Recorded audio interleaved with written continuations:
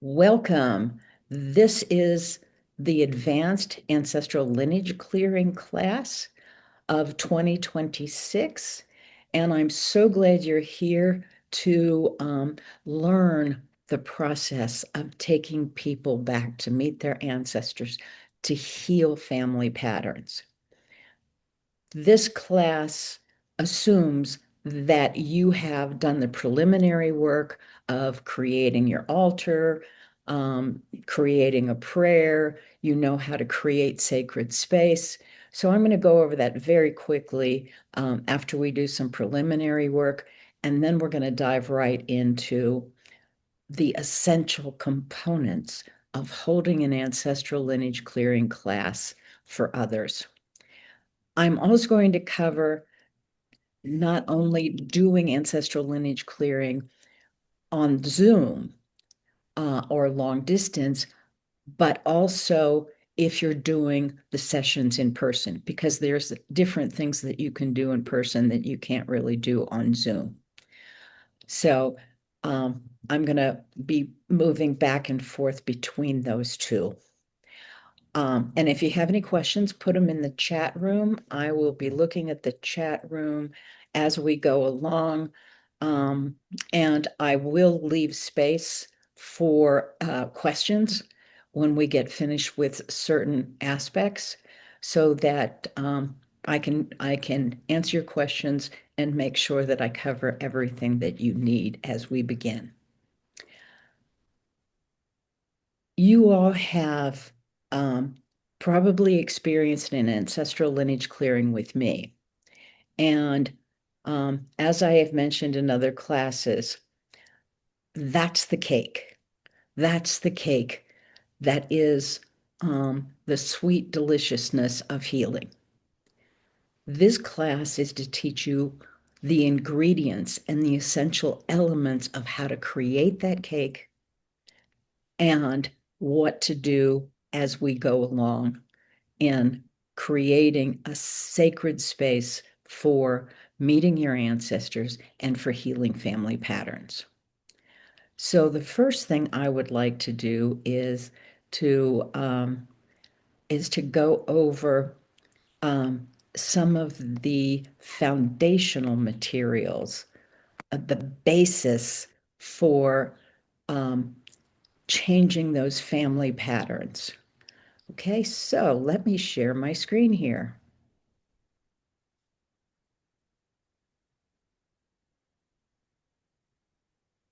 Okay, screen sharing, that's not it. Let's do this again. Here.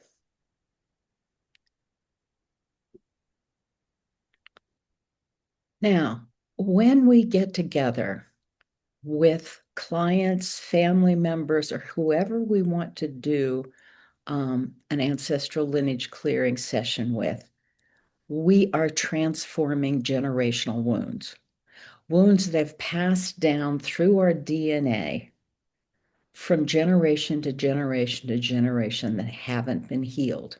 So why do we want to do this? Well, as the Dalai Lama said, it is our basic right to be happy, to have a happy family and a happy world. And once we heal ourselves, we heal our families, the world will be healed. So that's our goal. That's what we want to do when we do an ancestral lineage clearing to help heal the world. So, why do we have these family patterns? Why do they move through generation and generation? The first question you often get if you talk to someone that wants to do an ancestral lineage clearing is, but I don't know anything about my family. I don't know my genealogy. I know my mother and my grandmother and my father, my grandfather, but I don't know anything before that. Well, you don't need to know your genealogy. You don't need to know your family history in order to do ancestral lineage clearing. Why is that? Because we inherit those beliefs, we inherit those genes from our ancestors. Every one of us has 30,000 DNA strands per individual cell. And of those DNA strands, you have 300,000 genome base pairs. And it's like, really? So what? Well, if you learn that it takes 28,000 DNA strands to determine your eye color, that'll tell you why we have so many and why there are so many pieces of our genetics that can be healed. And you don't want to heal 300,000 at any one time. So we take them for what they are and what needs to be shifted. And remember, everything that we inherit from our ancestor is not adverse. It's not negative. We have all these wonderful gifts that we got from our ancestors. Our health, our beliefs, our loving families, our ability to relate to each other, our intelligence. I mean, just go down the list of all the positive things in your life, and those probably came mostly from your family. Now, why does this work? When I wrote the first book, Healing Family Patterns, in 2010, epigenetics was just coming into the general consciousness. Because prior to the Human Genome Project, which was completed in about 2001, there was a scientific belief that says, you inherited this DNA, you inherited these genes, and they're set in concrete, and there's nothing you can do about it, but live with it, go to the doctors, fix your health, whatever. After the Human Genome Project, they continue studying the genes, and they found that we actually individually have control over which genes are activated in our life. It's called gene expression. We can turn on certain genes and we can turn off certain genes. That's why ancestral lineage clearing works. When I started practicing, all of these indigenous tribes around the world have been working with their ancestors to heal, to get advice, to get wisdom for millennia. Every indigenous tribe that I have connected with has some process of connecting with their ancestors. So indigenous people have known this for millions of years, and scientists just went, that doesn't, you can't count on that. And it's like science is now catching up with ancient wisdom. All right. So we turn on positive genes and we turn off negative genes by our actions, by what we believe, by what we do, by our lifestyles, how we act. And that's why ancestral lineage clearing works, because we take a belief and it's like, this is not set in stone. How do we shift it? How do we change it? And that's what we're doing. And the basis for that change is epigenetics and quantum mechanics. So, where do we inherit and what do we inherit from our ancestors? Well, number one, as I said, physical traits. The color of our eyes, the color of our hair, how tall we are, um, our um, our basic positive traits. Are we athletic? Are we very smart? Are we heart-centered and connected to family? So we inherit physical traits from our ancestors. And that's pretty obvious to people. What epigenetics has shown is we also inherit memories. It's like, how can you inherit memories? You inherit memories from your ancestors, particularly memories of trauma. they've done multiple studies of like the grandchildren of Holocaust survivors who have anxiety, stress, depression that are not related to them, that are not related to their lives. They're related to the memories that have been passed down through the genes to themselves from their ancestors. And those memories aren't theirs. They don't remember the details. And it's like, well, no, this is what this looked like. What they remember is the trauma. And that can be changed. And we also have memories of great things. You know, our ancestors had a great life. They were successful. They moved. They have a great family. We inherit those positive memories too. But the memories that are most often going to come up in your ancestral lineage clearing sessions are the traumatic ones. We also inherit beliefs from our family. And those beliefs come down to us not only through our DNA, they also come down to us from what we heard, what we learned as children and as we were growing up. Some of those beliefs are conscious and some of them are unconscious. If you grew up in a family that said, oh, you're going to be successful, you're beautiful, you can do everything you want in the world, just go out and create what you want, we'll support you, that's a belief. And you were told that, so you believe it, it becomes embedded in you, and you become successful. You feel like you're beautiful. You can create positive things in your life.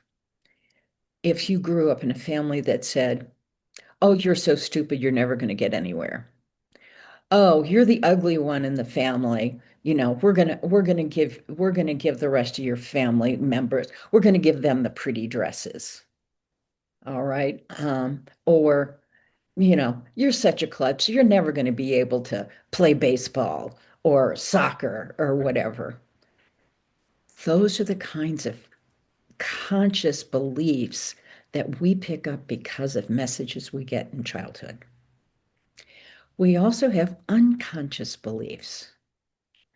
We have a worldview because we live in the Western world. We don't have anyone from Asia here in our class, but most of us live in the Western world, and we have unconscious beliefs that come from living in the West. Beliefs that we're not going to starve tomorrow. Beliefs that we are entitled to be accepted. Beliefs that, is the world a safe place or is it an unsafe place? So I want you to consider as we go along, what are your conscious beliefs? What are your unconscious beliefs? Because that's what your clients are going to come to you with. And you need to recognize them and in order to be able to shift them. Okay. And the nature versus nurture scientific, question that science looked at for decades has now been settled. Our nature is in our DNA, but how we choose to express it, what genes we choose to turn on, what genes we turn off, is part of our nurturing, growing up, and changing and learning. And we have control over what we express in our life that we inherited from our family. And that's a key concept when you're talking to clients about why they should do ancestral lineage clearing and how it works, because it is very effective. The other thing that I want everyone to know, and one of the biggest draws for people to do ancestral lineage clearing, is not only does it affect them, it affects their descendants. It affects their children. It affects their grandchildren. It affects their siblings, your parents, all of those who are connected with you through your DNA. And the question becomes, how does that work? That can't happen. How can I affect grandchildren that I don't have? Well, we're going to do a little bit, just a little bit of physics here today. Quantum mechanics has studied um, the um, the essential elements of the universe. And when you get into physics, there are particles and waves that create matter, create gravity, create every physical piece of the universe. And those particles and waves are constantly in motion and they are interchangeable. There have been lots of experiments on waves and particles and how they affect our physical reality. What we want to pay attention to in the moment is what they call quantum entanglements. And the most interesting experiment that they did about quantum entanglements was done about 10 or 15 years ago, where the physicist took two related particles, let's say your brother and sister, right? And they determined which way those particles were spinning because each atom spins at a different rate and in a different direction. So they took one of those related particles, say the sister particle in Texas, and a particle accelerator, and they sent the other one to Switzerland, the brother, to the particle accelerator there.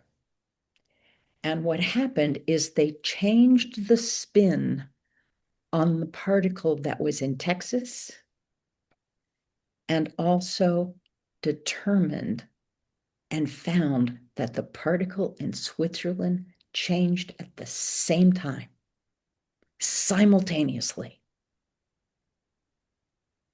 So when you change one, you change the other. That's why when you do an ancestral lineage clearing, it affects other related particles, related family members. And that's why it's so powerful. Now, caveat, this is a limitation on that. One of the other essential universal laws is that everyone has free will. And so when you change something in your life that ripples out to affect. Oh, okay. Thank you, Helly. Welcome. So glad you're here. Okay. When you change those genes, turn them on and turn them off, and this change relates out to other family members, know that everyone has free will. And they can go, oh, yeah, this is great. I like this. I want to change that way. And those other people can also say, I don't want to do that. You're going to, you change the addiction pattern in your family. And all of a sudden, there's not the draw to, say, drink alcohol. But then you get to somebody that says, wait a minute, I like drinking. I like getting drunk. I'm not going to change. I'm going to do this. So they have the ability and they have the free will to accept or not accept the change that you have made. So you may find that certain people in your family accept the changes and embrace them, and others just reject them and resist them. And sometimes they just resist them for a while and then give it a little bit of time, a year or two, and they come back around and go, I really don't want to do this anymore. So trust that the universe is making those changes in the right time, in the right place. And so we're going, okay, well, if I'm going to change physical matter, if I'm going to change health issues, if I'm going to change health issues in the body, how does that work? I mean, I've had diabetes for 10 years. How can that change? Well, if you look at Bruce Lipton's book, The Biology of Belief, he lets us know that every cell in the body reproduces itself every 7 years so that you can replace the damaged cells with new cells at least every 7 years. So whenever they tell you, oh, this is the way it is, you can't change it, it won't shift. No, that's not true. It will. It may take time, but it will shift. So that's your physics lesson for today. All right. I hope it wasn't too painful. And the references that I have sent you gives you a list of books and articles and even fiction movies that kind of explains how some of this works. So if you're interested in following and getting more details on that, look at the resources and references I've sent you. So now we're going to switch to themes. We're going to switch to what actually happens and how do we get it to happen. So the first thing you need to consider for yourself and for others is we each choose our family of origin and their influence, their DNA, their beliefs, their memories. When we're on the other side of the veil and we decide, oh, I think I'm going to go back to Earth and, experience this physical reality and learn and grow and love, then we choose who we're going to come into to experience this worldly reality. And so we choose our family of origin and their influences.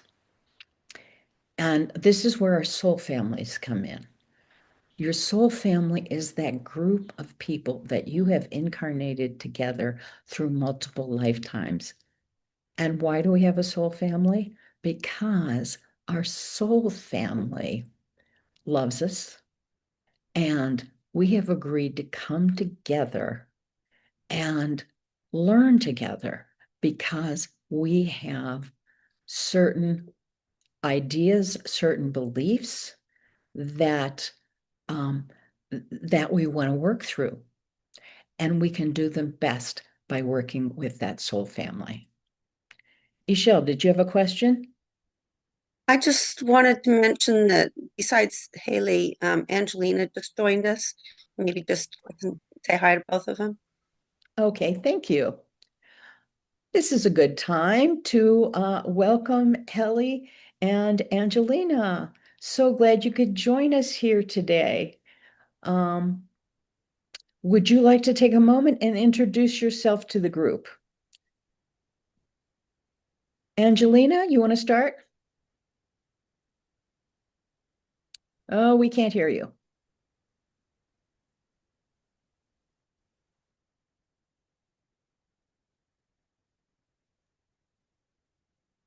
Okay, try again. Uh, why don't you work on that? Helly, do you want to say hi? Yeah, sure. Um, okay. Okay. Yes, I Yeah. can hear you. Hello. We can hear you. Yes. Yeah, sorry, I am not here for right now, but I don't need to move anywhere from here. I found a a little bit calmer corner. But yeah, sorry for that. But I couldn't change that. But anyway, yeah, so I'm happy to be here. That's all I have to say. Thank you. Okay, well, welcome, Helly. And yeah, as long as you can hear, you'll get the information, and we're glad you could join us. Angelina, do you have a headphone? Do you have a headphone set? Is I that have. Can you hear okay? me now? Now I can hear you. Ah, Good. Say hello. well, it helps by turning on my microphone. Great. So sorry I'm late. There was a bit of confusion, and let's blame the government of the UK for that because they shift our time zone 1 hour. So we're now Oh, in British summertime, and I was joining GMT, which was a month ago. It's confusing, but hello everybody. I'm here now, and we're a bit hot here in the UK. We're having a heat wave, which is kind of, I don't know, it's probably like a warm tepid day for you guys in the US and Mexico, but for us, it is hot. So you just have to give me a minute to cool down. It's nice that's to be fine. here. Thank you. Well, we're so glad you could join us and be here. And I always learn something whenever I do one of these programs. And it's like, oh, I have to keep that in mind. And what Angelina reminded me is when I send out the notices of the classes, I also send the link to the time and date converter, because when we're shifting from daylight savings time to standard time, and you may be, you may be on vacation in a different place, it's like, oh yeah, those time zone changes can get confusing. So, Angelina, thank you so much for letting me know, because that reminds me that that's a piece I need to do the next time. Okay, so we will be sending out replays so you can catch up with what we've already covered. So we're talking about families, and you need to keep this in mind when you're working with your client, because sometimes identifying the source of the belief, the source of the issue, the source of where these problems come from, these difficulties, can help you can help you create a safe space for your client, and can also identify what the core belief is, what the intention needs to be, and how to get to the right ancestor. So we started off talking about soul families, and those are the people we reincarnate with time after time again. And those are very important because you may find that those ancestors come up multiple times when you're doing multiple ancestral lineage clearings for clients. So that's kind of the core of how we identify families.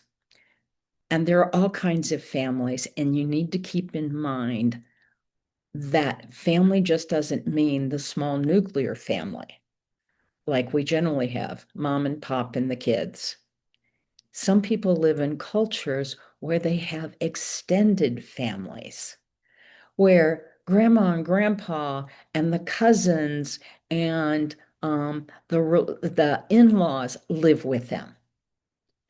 And those extended families with numerous relationships also create those beliefs that we were talking about. Um, those comments that they make to you, what does that family believe? And what kind of messages are you getting to create your life, and either to support your happiness or maybe to limit it. The next thing that you will encounter at some point in your career, if you continue to do this, is people who are adopted come to you and say, can I do this work because I don't know who my family was, who my biological family was. Working with adopted people is very interesting because they have two families. They have their biological family, and then they have their adopted family or potentially their foster family. Okay. And what they chose to come in that way is because they needed the genes and the DNA from their biological family, but they needed the different environment of growing up and the beliefs of their adopted family or their foster family, or maybe their grandma or grandpa that they grew up with, because those people have different beliefs than their parents, than their biological parents, and that influences them. So when you're looking for the right ancestor, it may not be a biological ancestor. It may be an ancestor from an adopted family that was connected to them in another lifetime. And if you were working with someone who was adopted, and this is an aside, you might want to make a note of this. Generally, the core issue that first comes up with someone who's adopted are the issues of rejection and abandonment.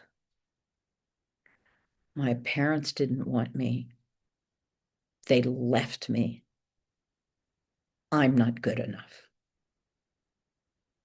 That's generally the first place that adopted people start with. And they may not, they may come to you and they may have already worked through that. But that's generally a focus that I have found in the 20 years I've been doing this. That's generally the focus that people who are adopted come to me to clear first. The other thing is there can be communal families, orphanages, cults, schools that create a family in a community. This can often occur if people were raised in military families, because military families tend to move around a lot.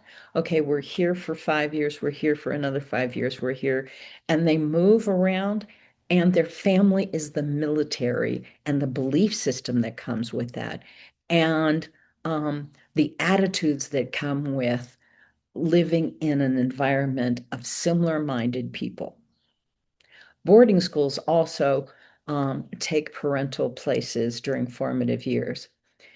We don't have a lot of boarding schools in the US. There are some. There are some.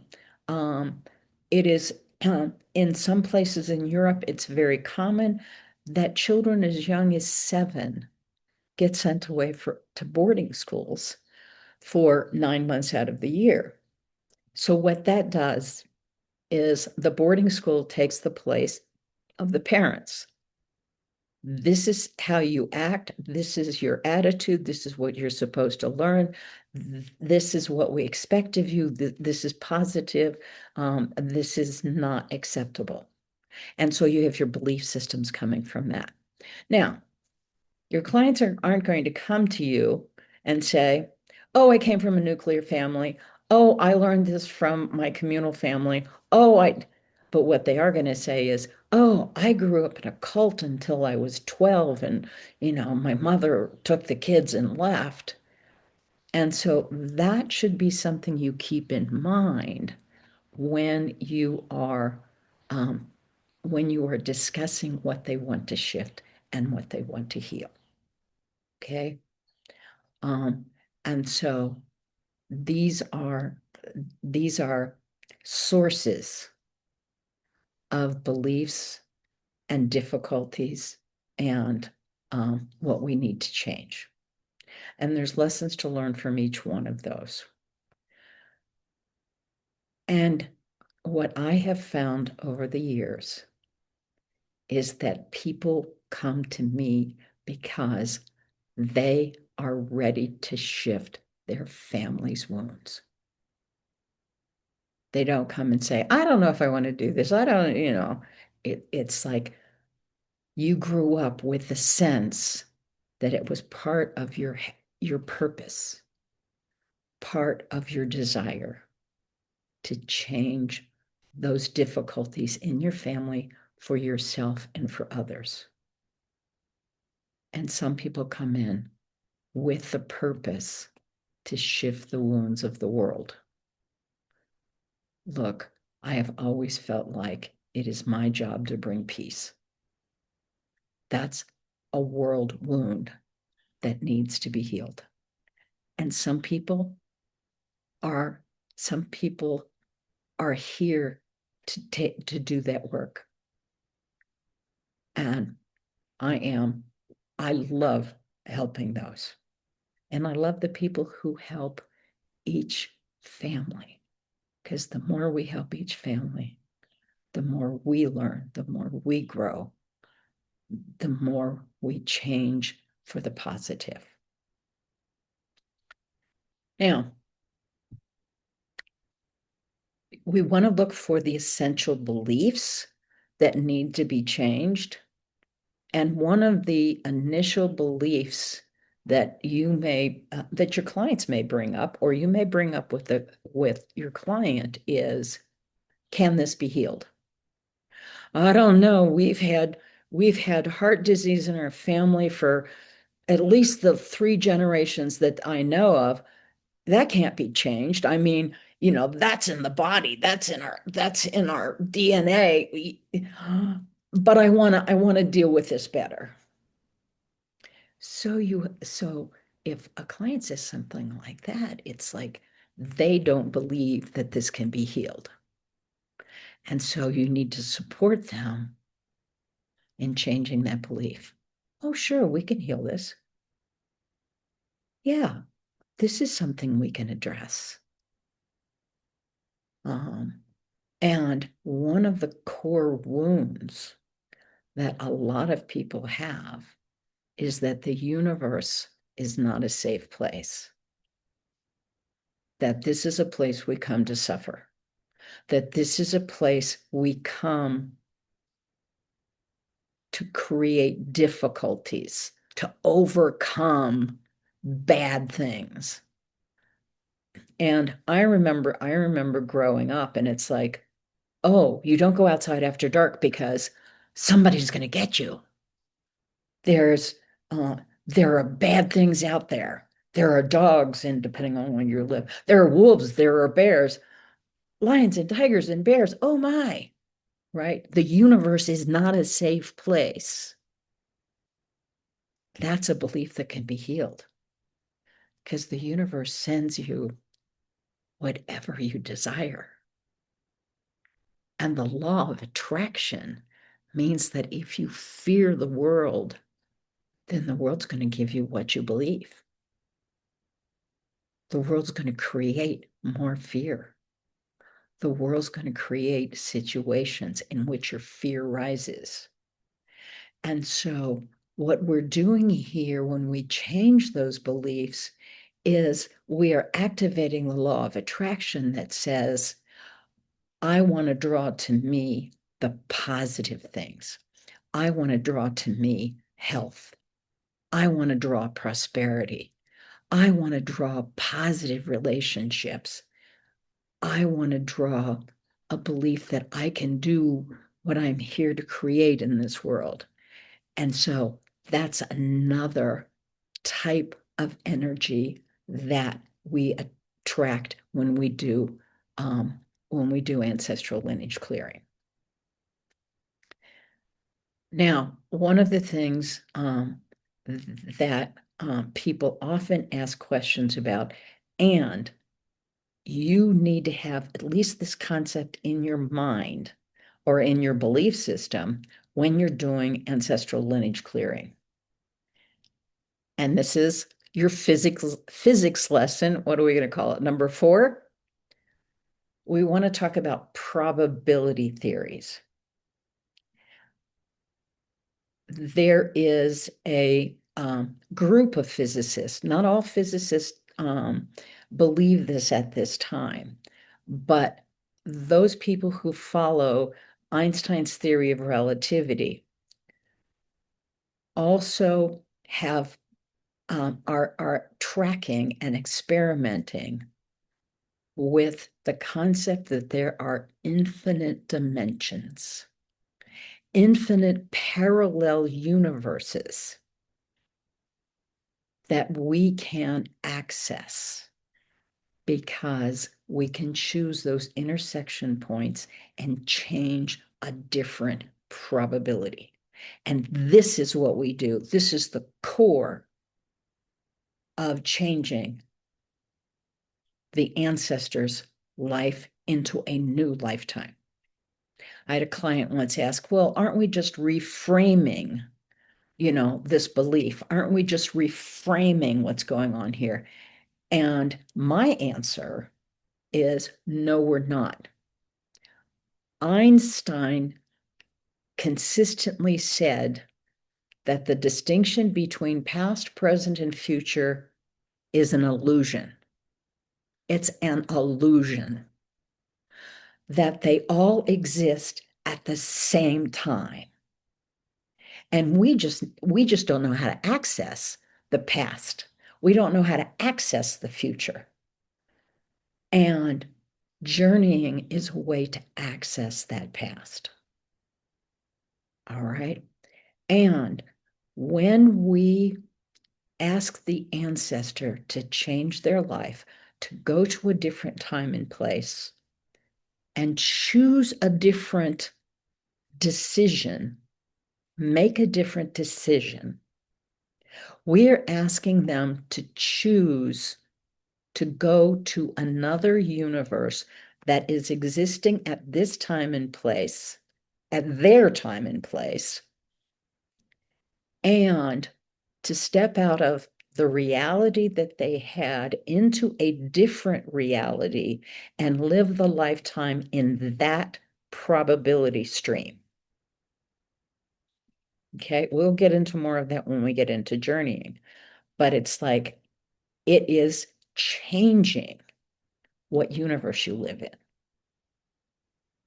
And it's like, how do we do that? Well, we do that through journeying.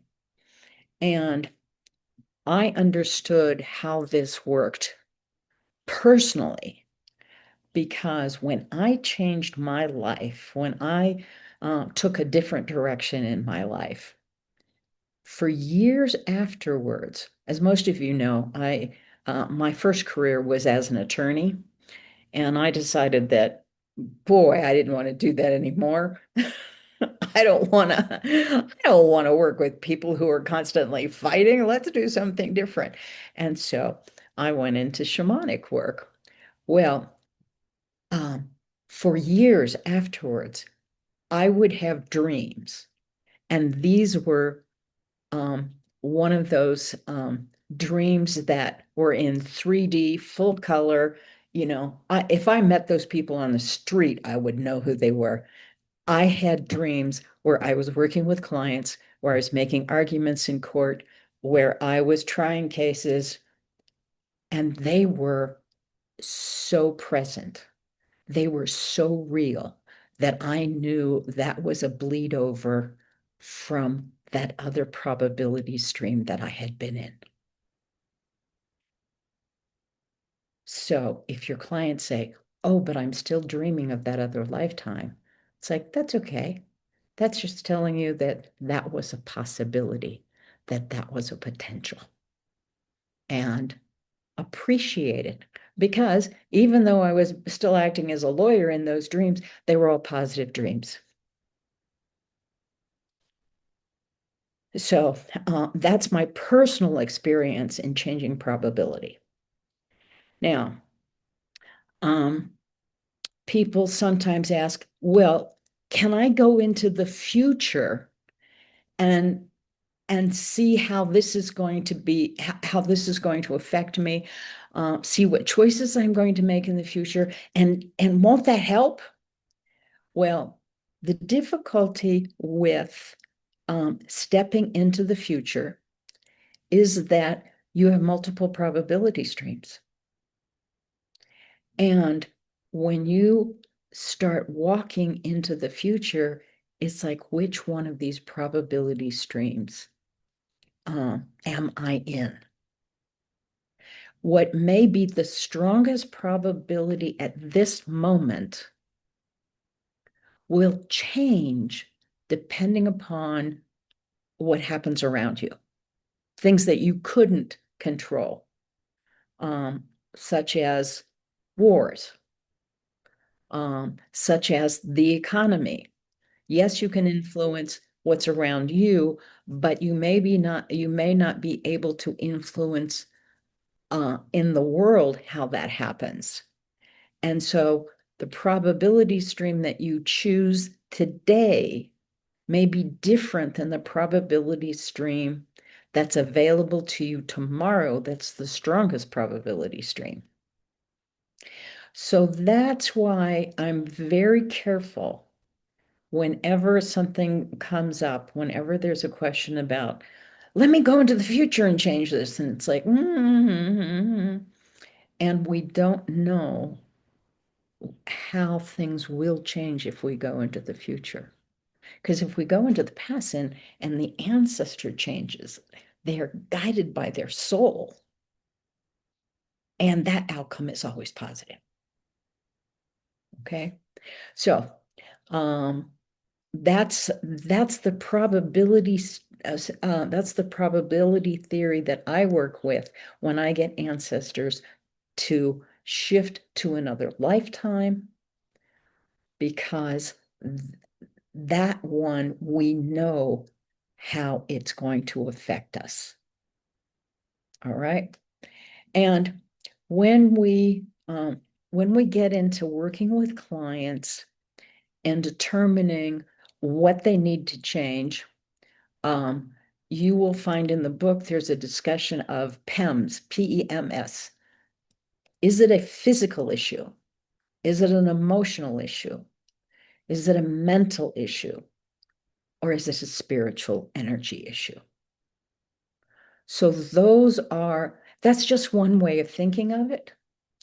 At this point, most of the clients come to me and they know what their issue is. Oh, look, I'm having relationship patterns. Everybody in my family is divorced. They pick really bad partners. I don't want to do that. I want to heal that so that my partner is going to be positive. We're going to have a positive family life. So they know what their essential issue is. But if they're all over the place, then it's like, okay, what's the most important? Is it physical? Is it emotional? And you don't even need to use those words. It's like, what's the most important thing for you here today? Okay. And let's just talk about introduction, how we move into the journeying piece. All right. As you know, you want to set up an altar, so you create a sacred space. And then you're going to take the client into a meditation that allows you to move in that journey to the right ancestor to shift those inherited family patterns.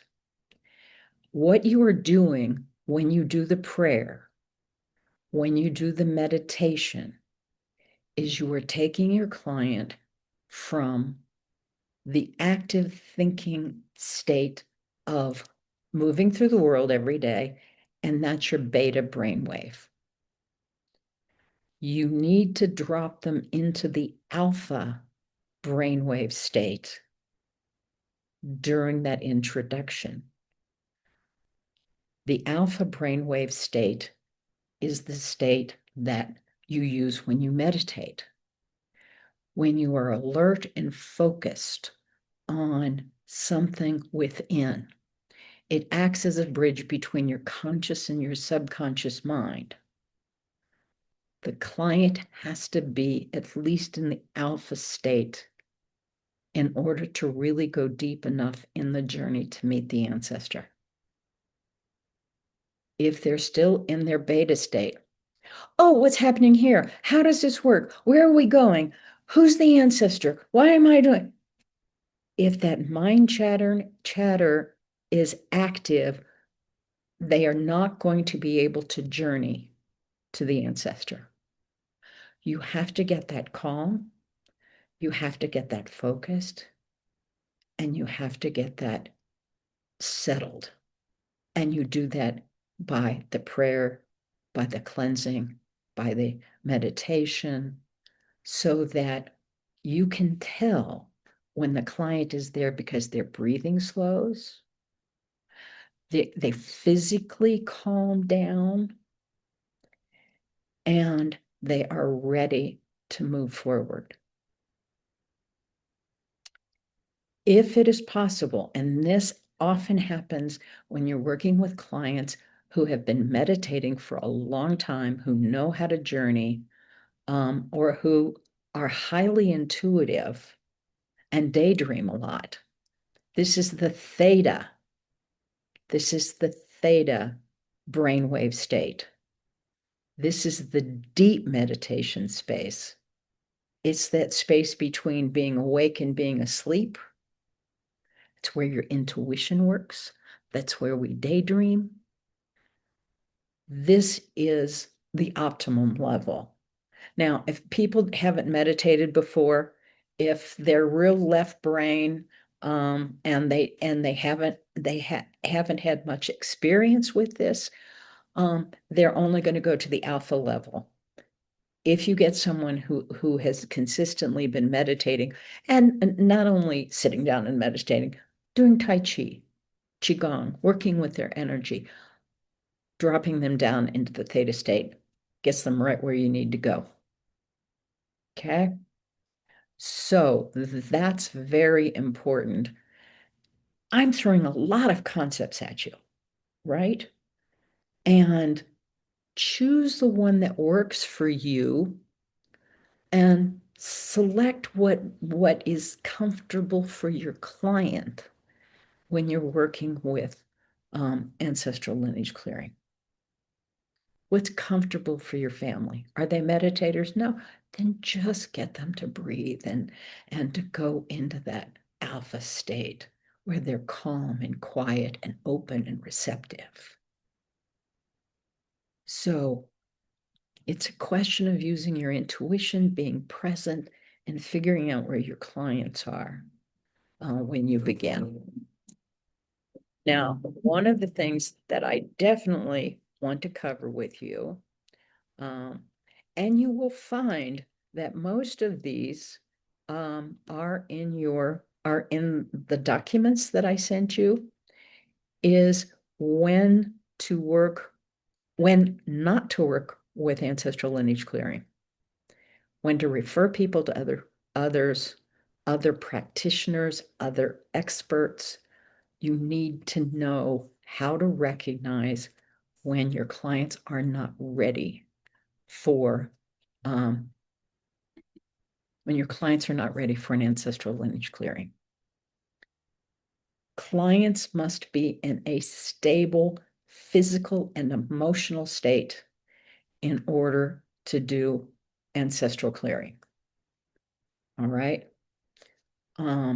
And sometimes they come to you and go, oh, I just got out of the hospital after surgery and I really want to heal this and I need to heal this now because I'm in a lot of pain. And it's like, nope. Because number one, they can't get to that alpha state. They can't get to that theta state because there's something else that is going on with them that is critical and that's taking their attention and their energy. All right. So you go, oh, honey, I hear you. I know how that feels like. That's really distressing. This is not the right time to do that. Please work with your health practitioner, work with your therapist. Oh, I'm getting divorced and my husband just left me. And it's like, okay, yes, that's really hard. Do you have a therapist you're working with? Do you have someone? If not, you might get a referral and talk to them and, work through what you need. Because if they're not ready, if their energy is being diverted, if their attention is someplace else, number one, the ancestral lineage clearing isn't going to work because you can't get them into that deep meditation state. And they're going to go, oh, this doesn't work. This isn't helpful. You're a terrible person. They may get into blame. And it's like, oh, yeah, okay. But if you can sidetrack that and say, honey, why don't you work on that? And when you feel like you're ready, when your life has evened out, smoothed out, when you're feeling better, when you've gotten through your divorce, come back to me and let's work on it then. So we don't want to reject the client because the client's got enough rejection in their life, right? We want to support them in their healing, but this is not the first place to go.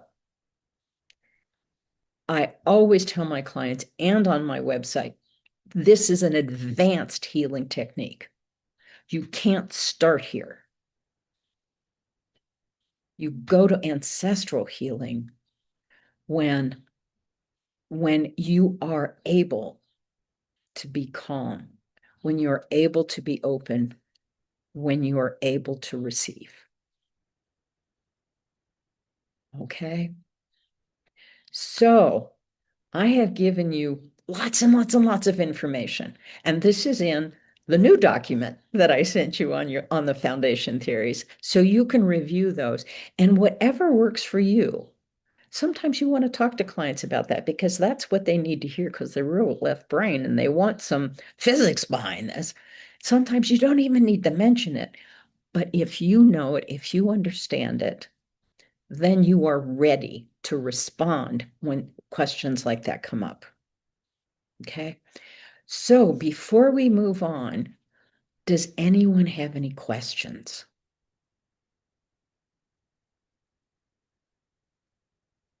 Oh, good. You can all go and do some physics experiments, right? Not quite. Just know the basics. Just know how it relates to what you're doing so that it can be helpful in the future. Okay, so now we're going to do something else that is real important before you start. And let me see if I can find, let me see if I can find the right document. And this is about disclosure. Before you do an ancestral lineage clearing issue, and let's do this again. Before you do an ancestral lineage clearing session, there are some required disclosures that you are going to need to make, either in your website, in your advertising, in sometimes just on answering questions, okay? Most times, and in most places,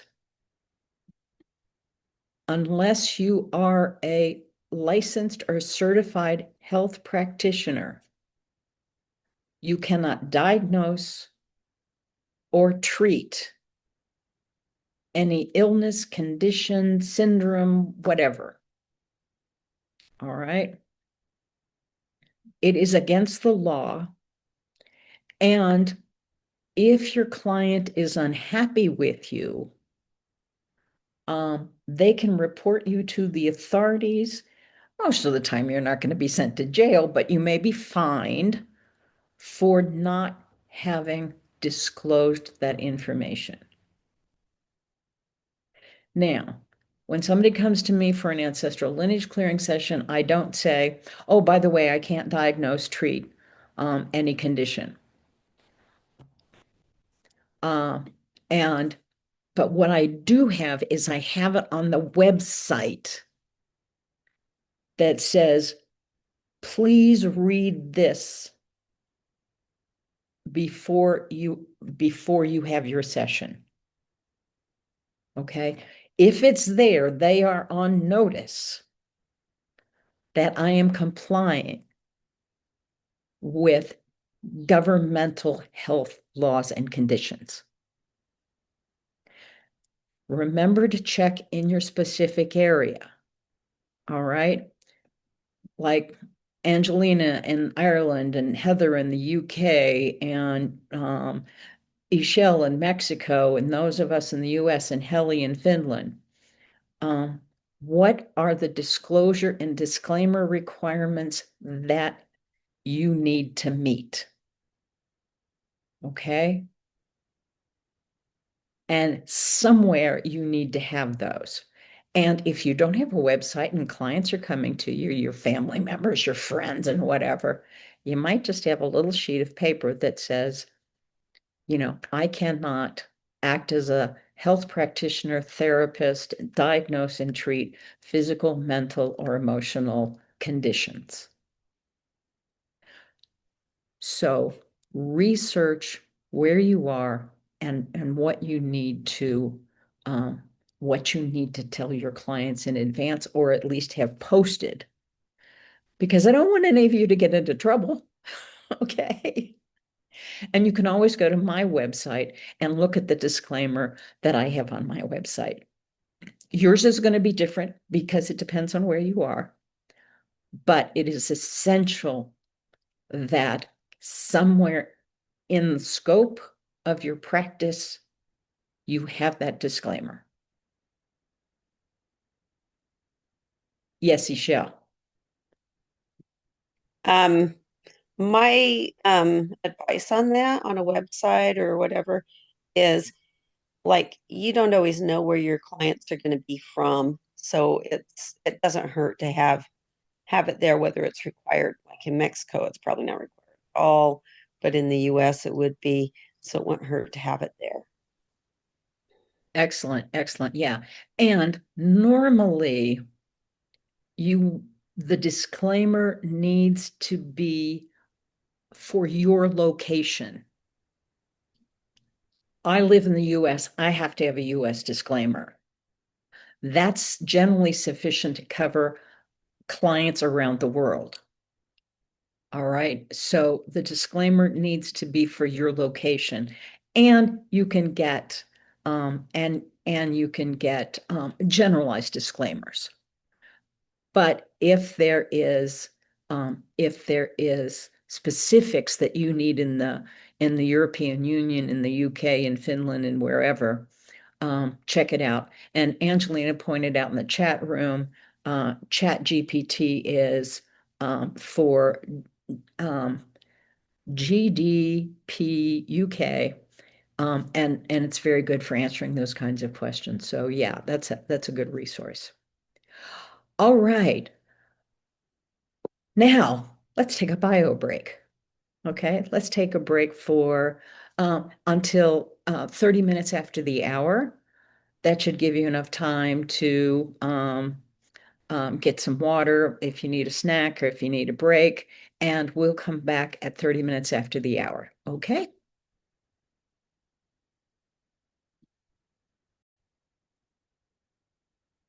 Welcome back.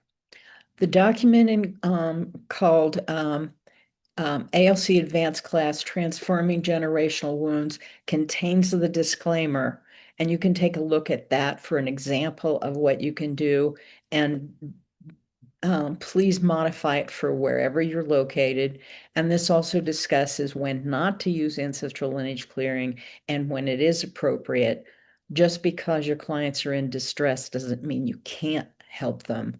It just means that if their energy and attention is diverted by something um, um, that is acute, emotional, physical, whatever, then it might be appropriate to have them work with their therapist, their healthcare practitioner, or whatever, so that they can work through that acute stage until it gets settled. Okay? So I've been talking a lot. Uh, and so now you're going to get to do some things. We talked quite a bit about family beliefs, where they came from, what they're about. So why don't you take a moment and in the chat room, post one or two adverse beliefs that you inherited from your family, and post one or two positive beliefs that you inherited from your family. And if you can learn, know, accept, analyze what your beliefs are, then you'll be able to help your clients. So just take a moment and think about this. And then post it in the chat room.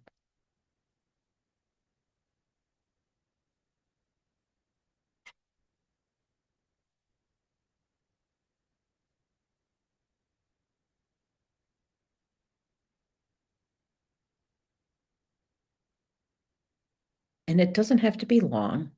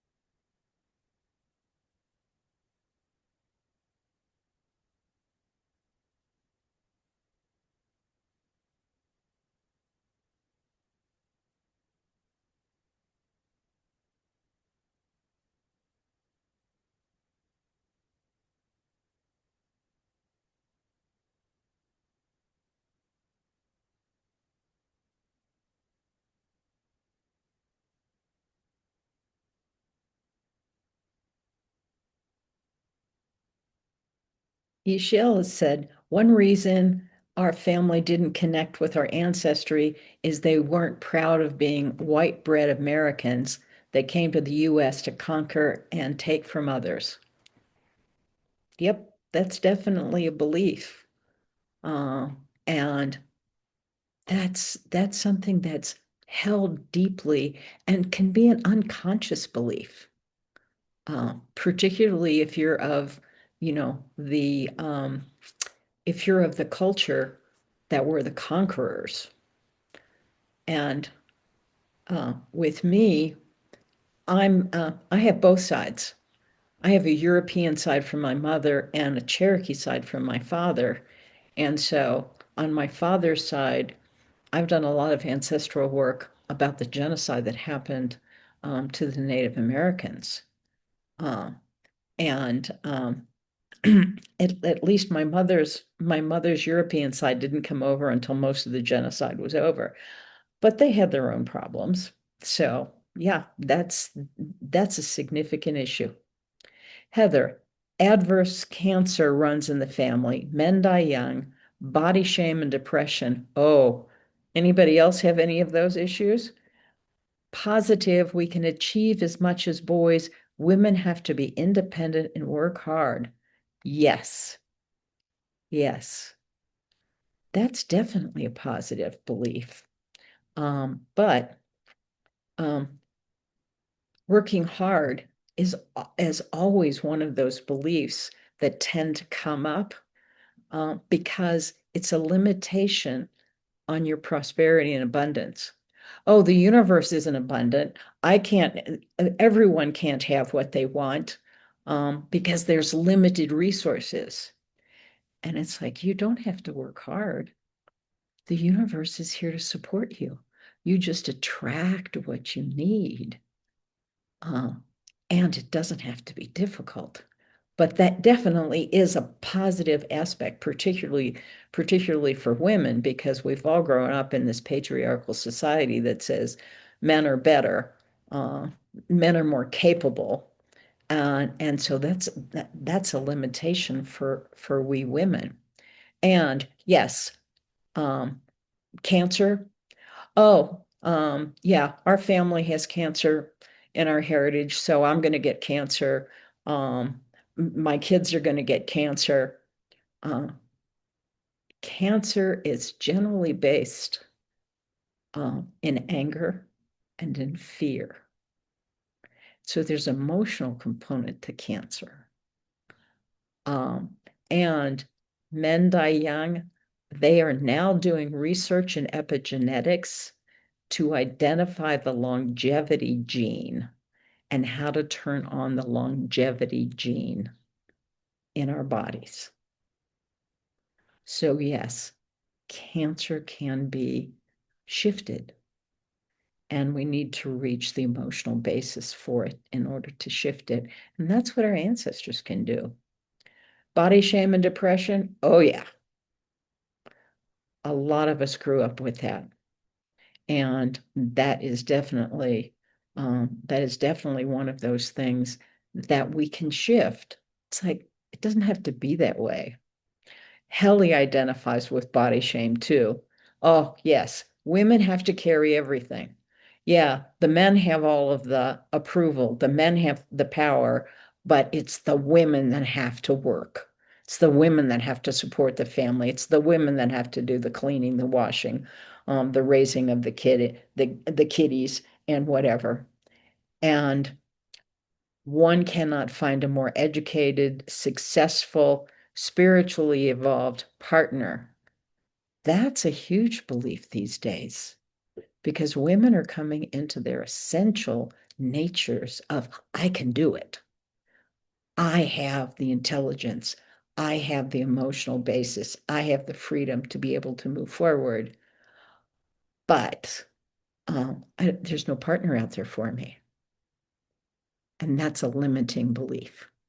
That's a limiting belief that can be changed because we attract that which we desire, and that which we believe can be ours. So you're right, Helly. That's definitely a belief, an overall belief that women are carrying these days. Angelina, fear of lack, not having enough. Yeah, that's a lack of trust in the universe.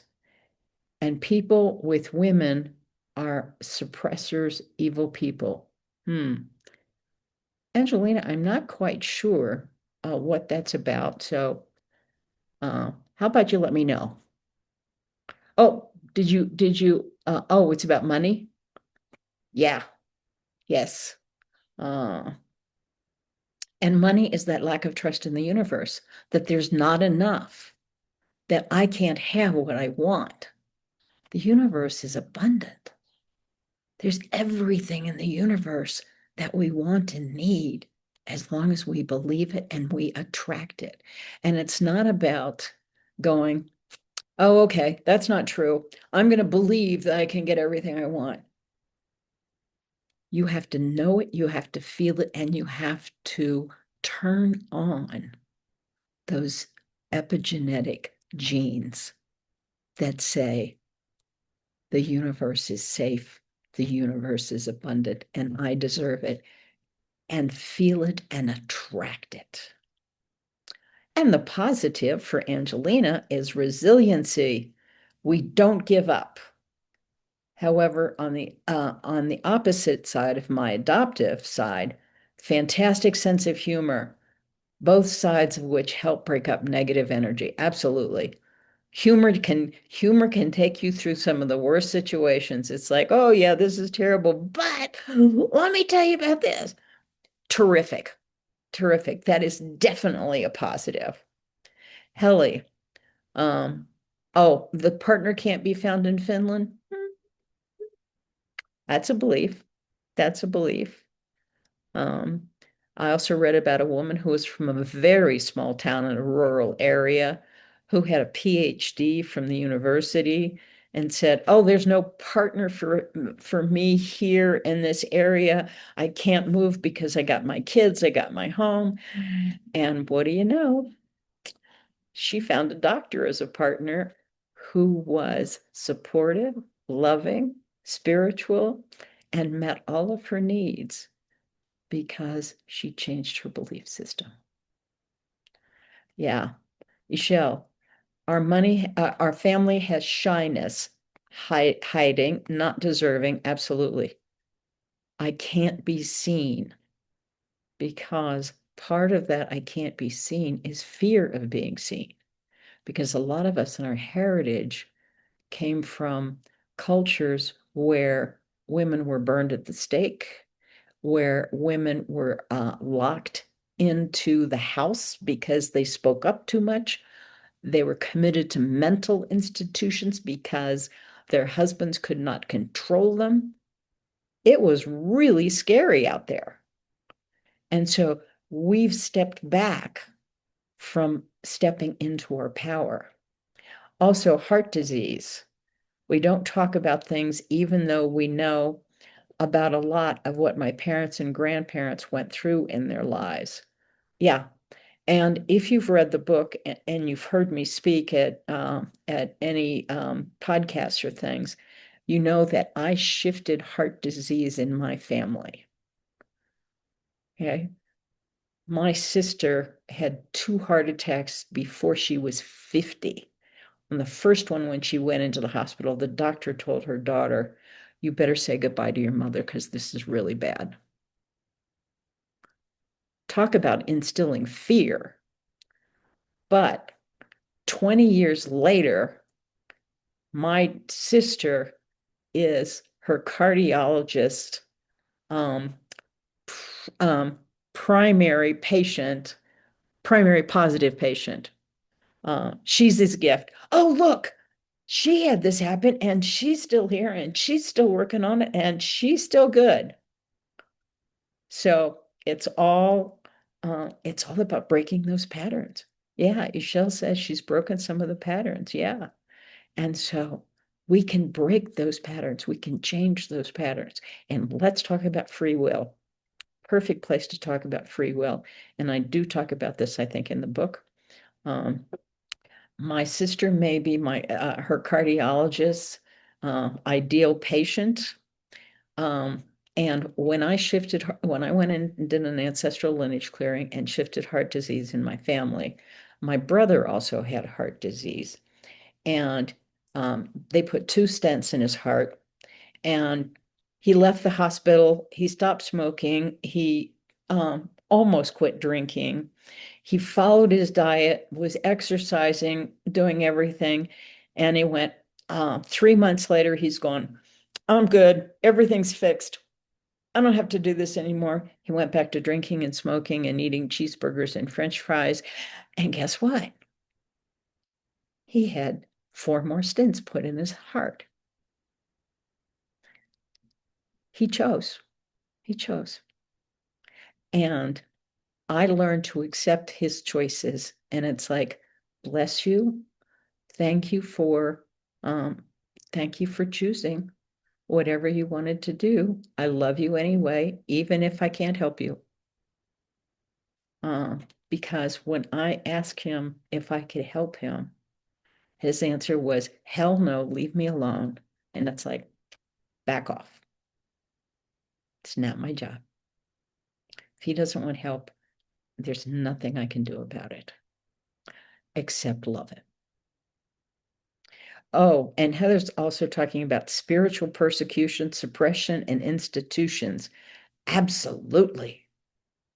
Absolutely. Because depending on the culture you've been in, not only have women been persecuted, men have been persecuted.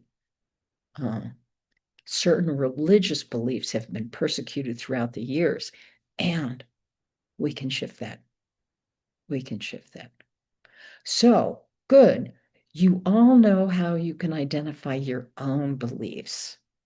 And now we want to look at beliefs of others. When we start doing ancestral lineage clearing,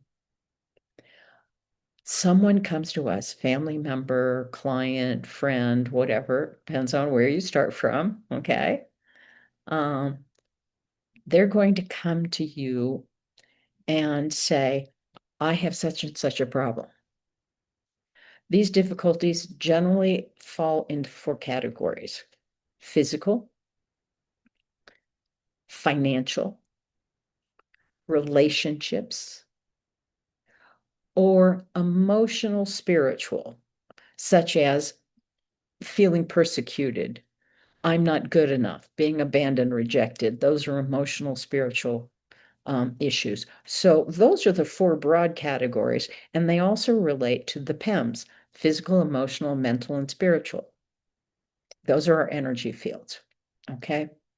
So someone's going to come up to you with their problem saying, oh, hi, I want an ancestral lineage clearing because I want to change heart disease in the family.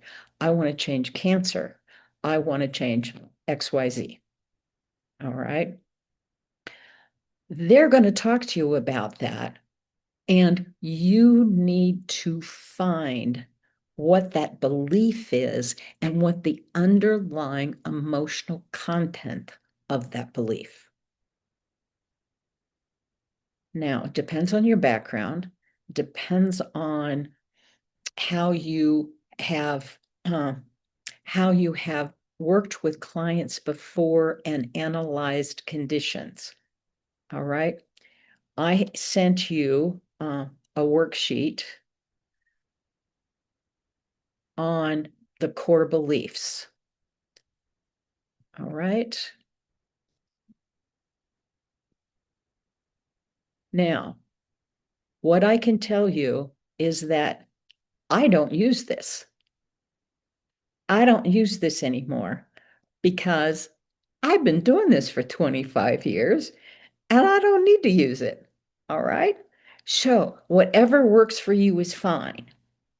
But this is a place for you to start when you begin working with clients or family members. The first thing you do is you identify what issue they want cleared. You have to have a concept, an idea of what their challenge is that they're asking you to change. Now, you may have a client come up to you and go, my life is terrible. My relationship's falling apart. I don't feel well. You know, I feel like I can't do anything. And they're going all over the place, right? Well, first of all, let them talk because they need somebody to listen to them. All right. But if they are asking about multiple challenges, difficulties, problems, then you talk to them. And if necessary, you can simply list the issues that they are discussing. Oh, my husband left me. My mother won't talk to me. I just, it's like, okay, what are the problems here? Then the next step is you ask them what the most important issue is that they want to deal with today. Is it their health? Is it their relationship? Is it their finances? And at this point, when I have clients come to me, they mostly know. I don't have to go through these steps. They come up to me and say, oh, my family has had terrible finances for generations and I'm struggling. I'm going paycheck to paycheck and I can't find a good job and I really want to clear this up. So they're focused when they come to me. But if they're not focused, this is a way to get them to focus. The next step is this a family issue? Is there somebody else in the family that has the same or similar challenges in their lives? And who is it? Is it their mother, their grandmother, their father, their brother, no. Because you want to know if there's a family pattern. If there's not a family pattern, ancestral lineage clearing may not be right. One thing I mentioned in the book, and if you haven't read it, that's you're not expected to have read everything before you come, is I have a sister who's afraid of water. She must have had a bad experience in her early life or something, but the rest of us swim like fish. My father was in the Navy, right? We're in the pool playing around, and Phyllis won't get in water where she cannot feel the bottom, where she can't walk away. Nobody else in the family has this. This is not an ancestral issue. This is not what she needs to clear this up. She may need something else to clear it up, but not ancestral clearing. So if nobody else in the family has this issue, then this may not be the right tool for you to use for them. Okay? Yes, Michelle. Also, though, totally get what you're saying, but sometimes the pattern shows up differently in different Yes. people. Like it has the same root, but it might show up as heart disease in one person and as emotional distance in another person or something. I don't, just think of an example. Sure. And see if they're linked. See if they're linked. It's like, oh, my mother has heart disease, my father has cancer, my brother has back problems and he can't work. My sister has fibromyalgia. And what do all these things have in common? They all limit your family member's ability to be happy. So, Ishel, you're absolutely right. It may manifest in different ways, and check to see if those issues are linked. If they're not, like my sister, and it's like, nope, nobody in the family is having problems with water. This has got to be something else. But if they are linked, then they're right. They're ripe for ancestral lineage clearing. So once they've talked about it and discussed it, and you know how it is in their family, what you want to do is you want to get to the core belief. What is the client's limiting belief about this issue? It's like, oh, everybody in the family is divorced. They pick terrible partners. They never have anybody that stays around and supports the family. They're alcoholics, drug addicts, abandon us, and whatever. What's your limiting belief about that? Partners can't be trusted. There's nobody right for me. I can't trust love. I need to be in control of the relationship. What is their limiting belief about this issue? Because we want to get to the heart of it. We want to get to the heart of it. Okay? And then you can list the core belief here. Once you identify what the core belief is, then you can create a clear intention statement focusing on one specific original ancestor who initiated this particular issue. Now, if they're adopted and they said, but I don't know about the rest of the family. I don't know if anybody else had this issue. And it's like, well, has anybody in your adoptive family had this issue? Has anybody in your extended family, had this issue? And it's like, no, but I really feel like there's something there that's holding me back from doing this. And I feel like it comes from my family. Great, go with it. Go with it. Okay. And once you identify that core belief, then you make that intention statement. And you use some steps to get to that intention statement. When you have the core belief, you isolate or identify the emotional issues of the client. What is the underlying emotional effect? Is it isolation, rejection, abandonment, fear, anger, illness, limitation? What's behind that core belief? You may find something different. What I have found over the years is that when there is an inherited genetic family pattern, in addition to the emotional issue behind that, there's also a lack of trust in themselves. I can't fix this. I can't change this.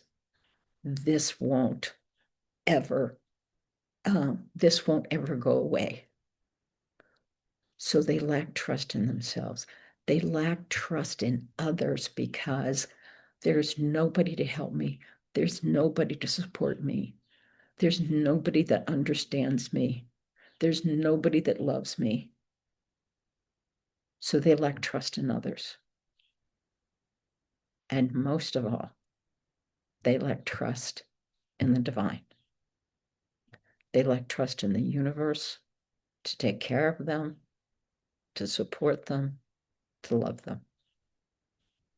Now you may identify this differently. So I leave it up to you. I leave it up to you to frame it in whatever way feels right to you. Now, couple of caveats once again. Always, always, always frame the intention in neutral or blame-free terms. And you will learn as you go along that you're going to make mistakes, right? You're going to do an ancestral lineage clearing and you get out of it and go, oh, I didn't know how to do that. Oh, that didn't work quite well. What am I going to do? Well, this is one of the mistakes I learned from. I did a group ancestral lineage clearing and said, okay, how did everybody do? And one of the students said, I asked to find the son of a bitch that started this abuse in my family. And when I got there, the ancestor turned on his back and walked away and he wouldn't deal with me. And it's like, hell no, I wouldn't either. You want to get your ancestors help. You want to get their support, right? So approach it from a positive viewpoint and from the ancestors' viewpoint. Okay. Oh, I want to meet the ancestor that can help shift the abuse pattern in our family. I want to meet an ancestor who can help me change this. The original ancestor where this started and who's willing to support me. So please make your intention statement in a positive way. And that way you're going to attract positive energy from your ancestor. When I came out with the book, there was a review of the book by a reader who said, whenever I meet an ancestor, they're pissed off. They don't want to help me. They don't want to support me. They're mean and cruel. How do you avoid that? By creating your sacred space. By creating that space, calling in your spirit guides, calling in angels, the divine, whatever, so that when you create that space, only positive action, positive support is contained in that space that you hold.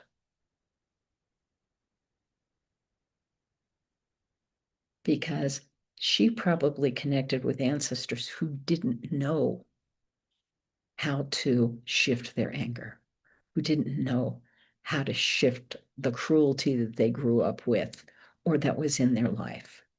And so we want to connect with ancestors who want to change. Okay.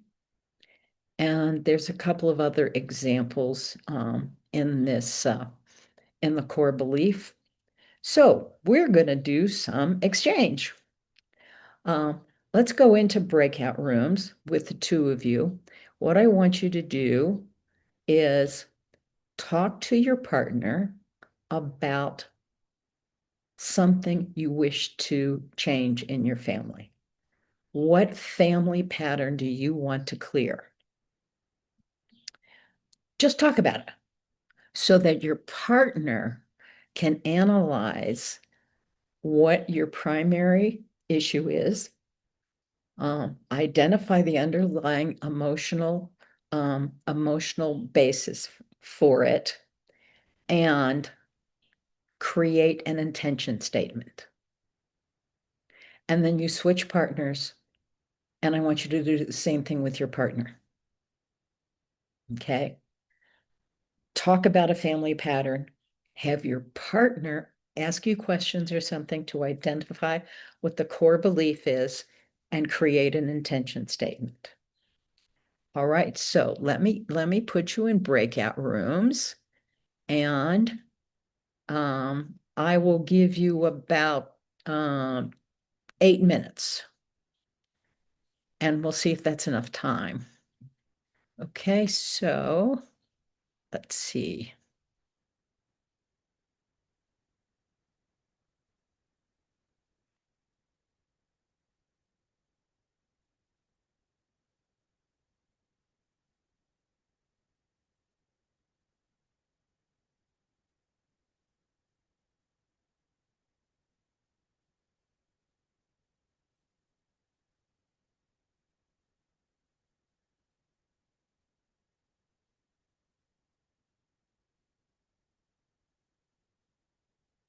Okay, I'm opening the rooms now.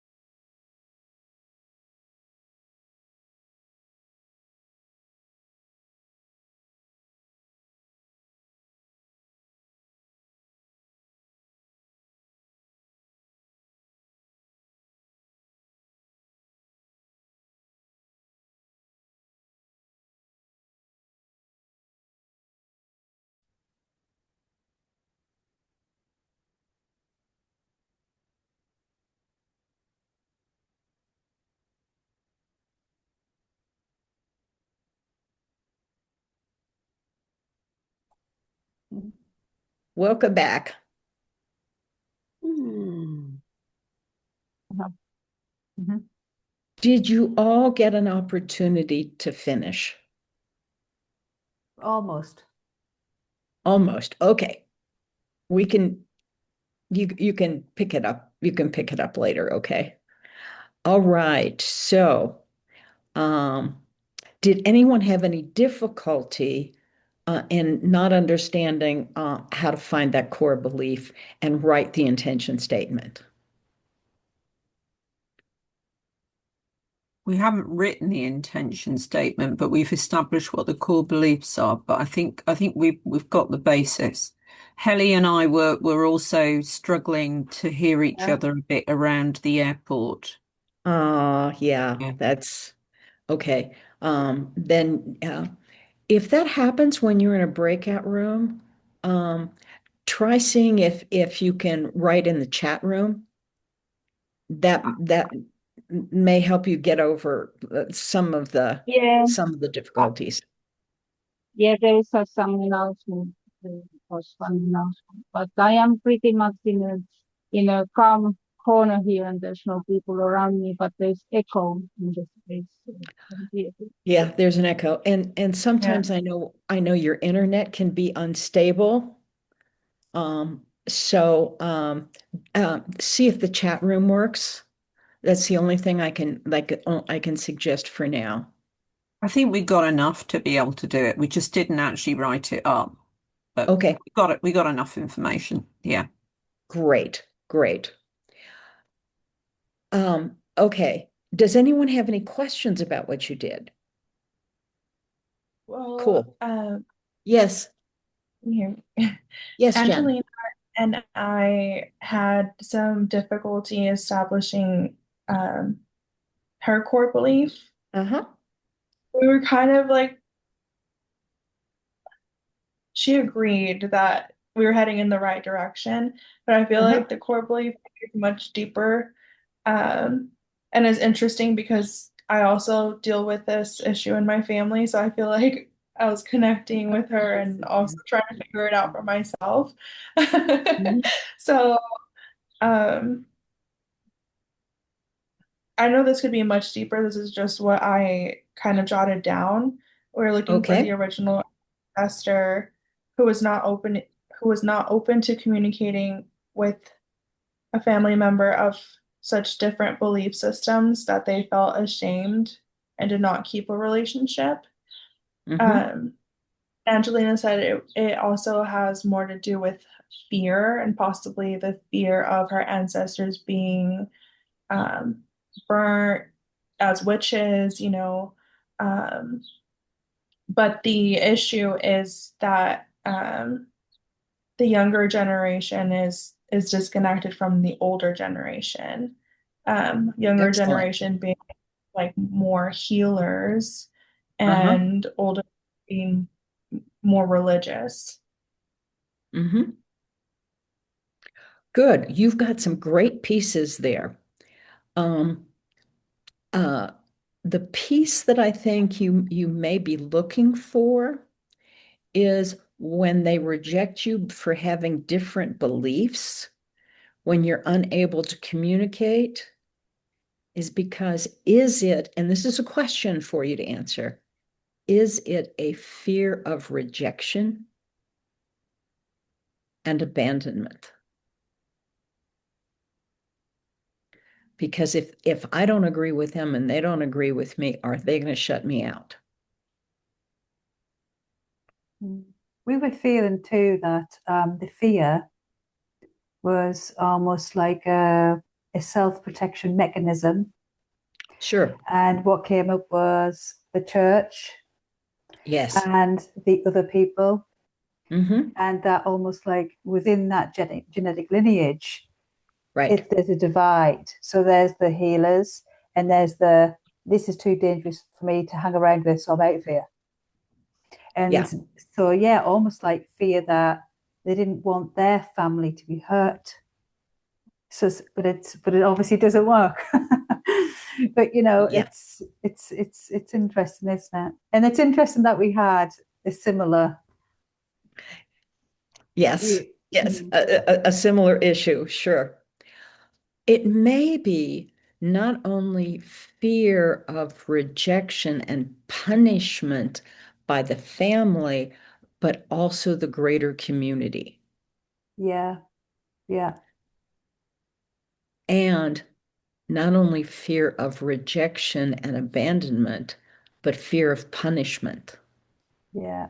Shame That's is a the word that burning at came the up. stake. That's the Mm, burning of the stake. That's being thrown out of the community. That's being other um, really significant consequences of speaking your truth. yeah, yeah, Great. Yeah, and Michelle just posted, I think all of us lady healers have issues of fear of spiritual differences. Sure, yeah, because we've come from a culture where the men tell us what to believe, and they haven't accepted and approved the feminine wisdom that women carry. And so they have to be in control. So I think you've identified, go ahead, mm. No, Angelina. you just, I just, when you said that, I just felt something really, I feel like I'm going to cry now because it's primarily young males disconnecting from the The females. female, the Yeah, female the energy. mother, Yeah, the grandparent. That is, that is for me anyway. I'm not sure about Jen, but for me, that's really hit something there. Yeah. great, great. Mm. Yeah, and sometimes you didn't have a lot of time. All right. Yeah, yeah, it was Um, quite quick one, 8 minutes. yes, because sometimes it takes me like 20 minutes Mm, in a session, in a 2 hour session, to have them speak, to have us identify the family members, the core belief, and to write the intention statement. yeah, So, this was real time compressed, but we only have a half an hour for the rest of this class, unless you guys want me to do something and we'll go longer. But anyway, so you can take more time to go, well, how does this feel?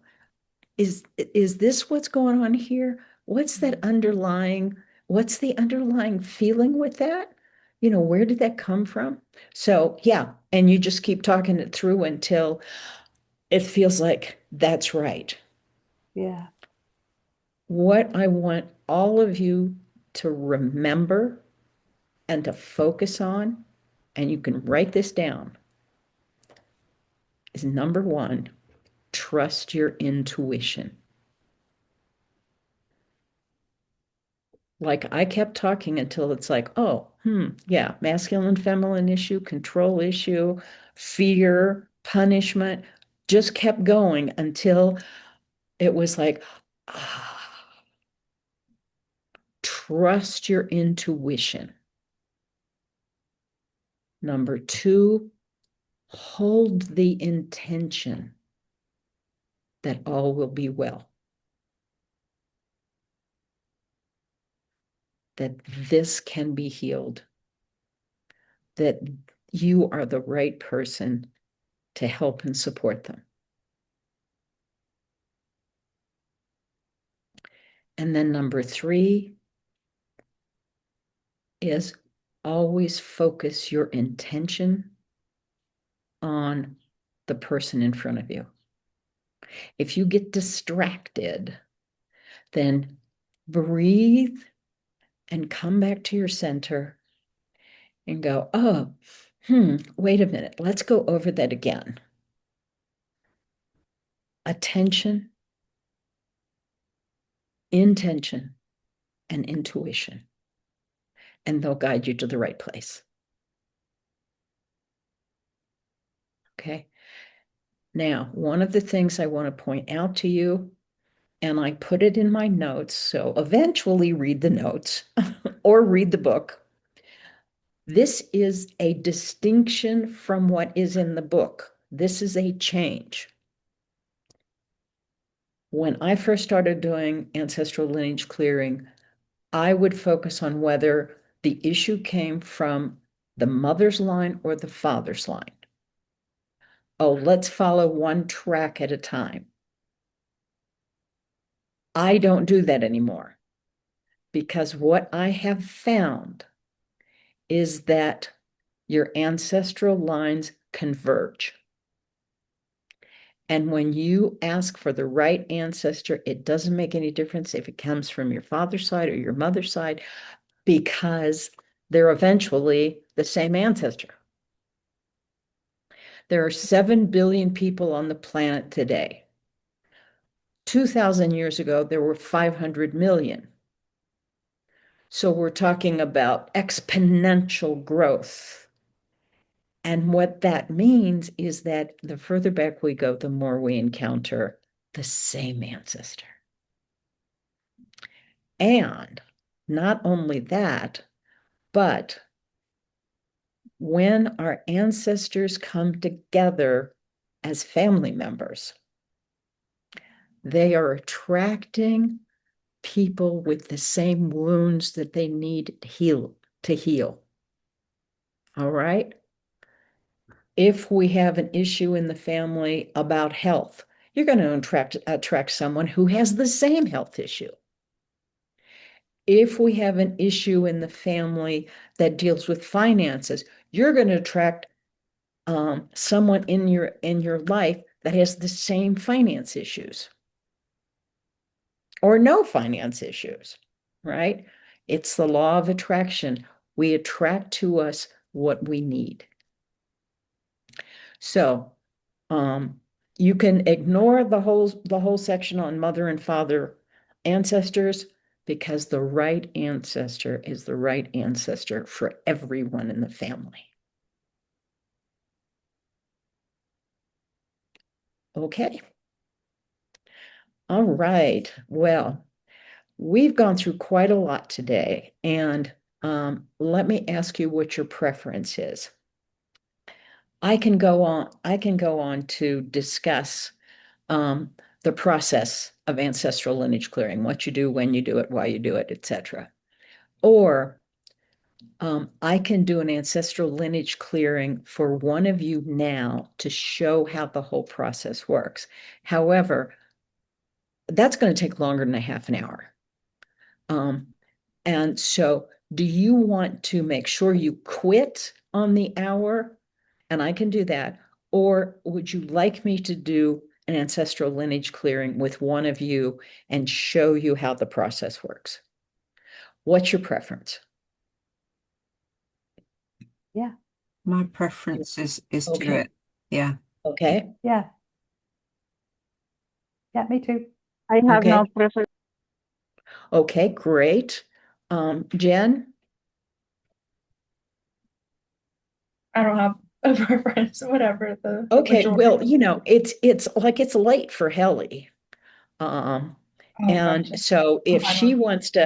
wants us to quit on time, I am perfectly willing to quit exactly at noon. If you're okay with going over, Michelle, how about you? Can you go over?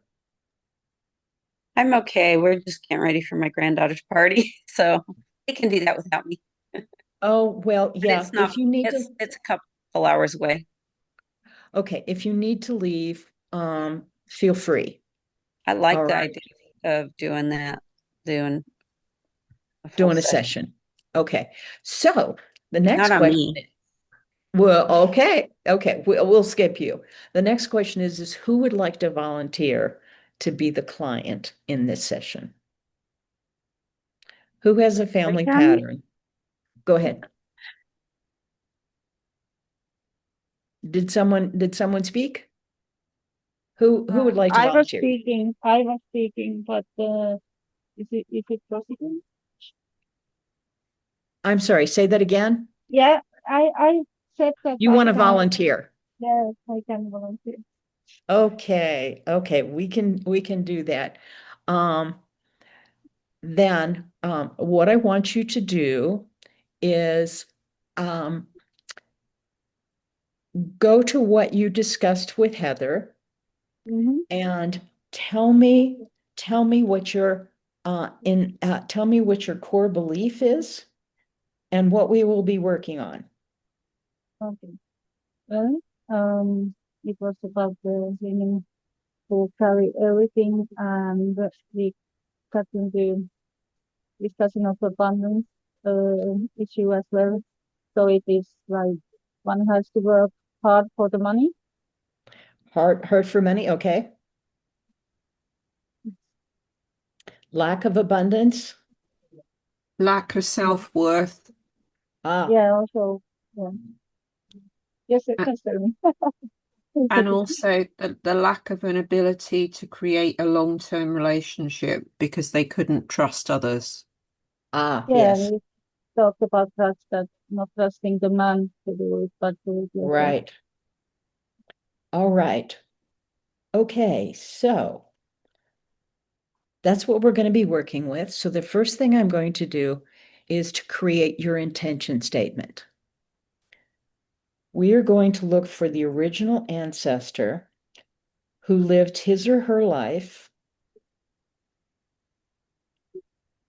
feeling that there was not that abundance was limited and it was hard to create money, wealth, and security in life.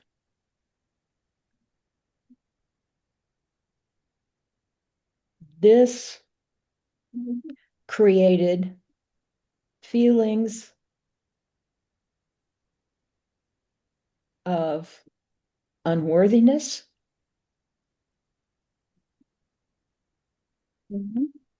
and a lack of trust in finding a loving relationship with others, with a partner.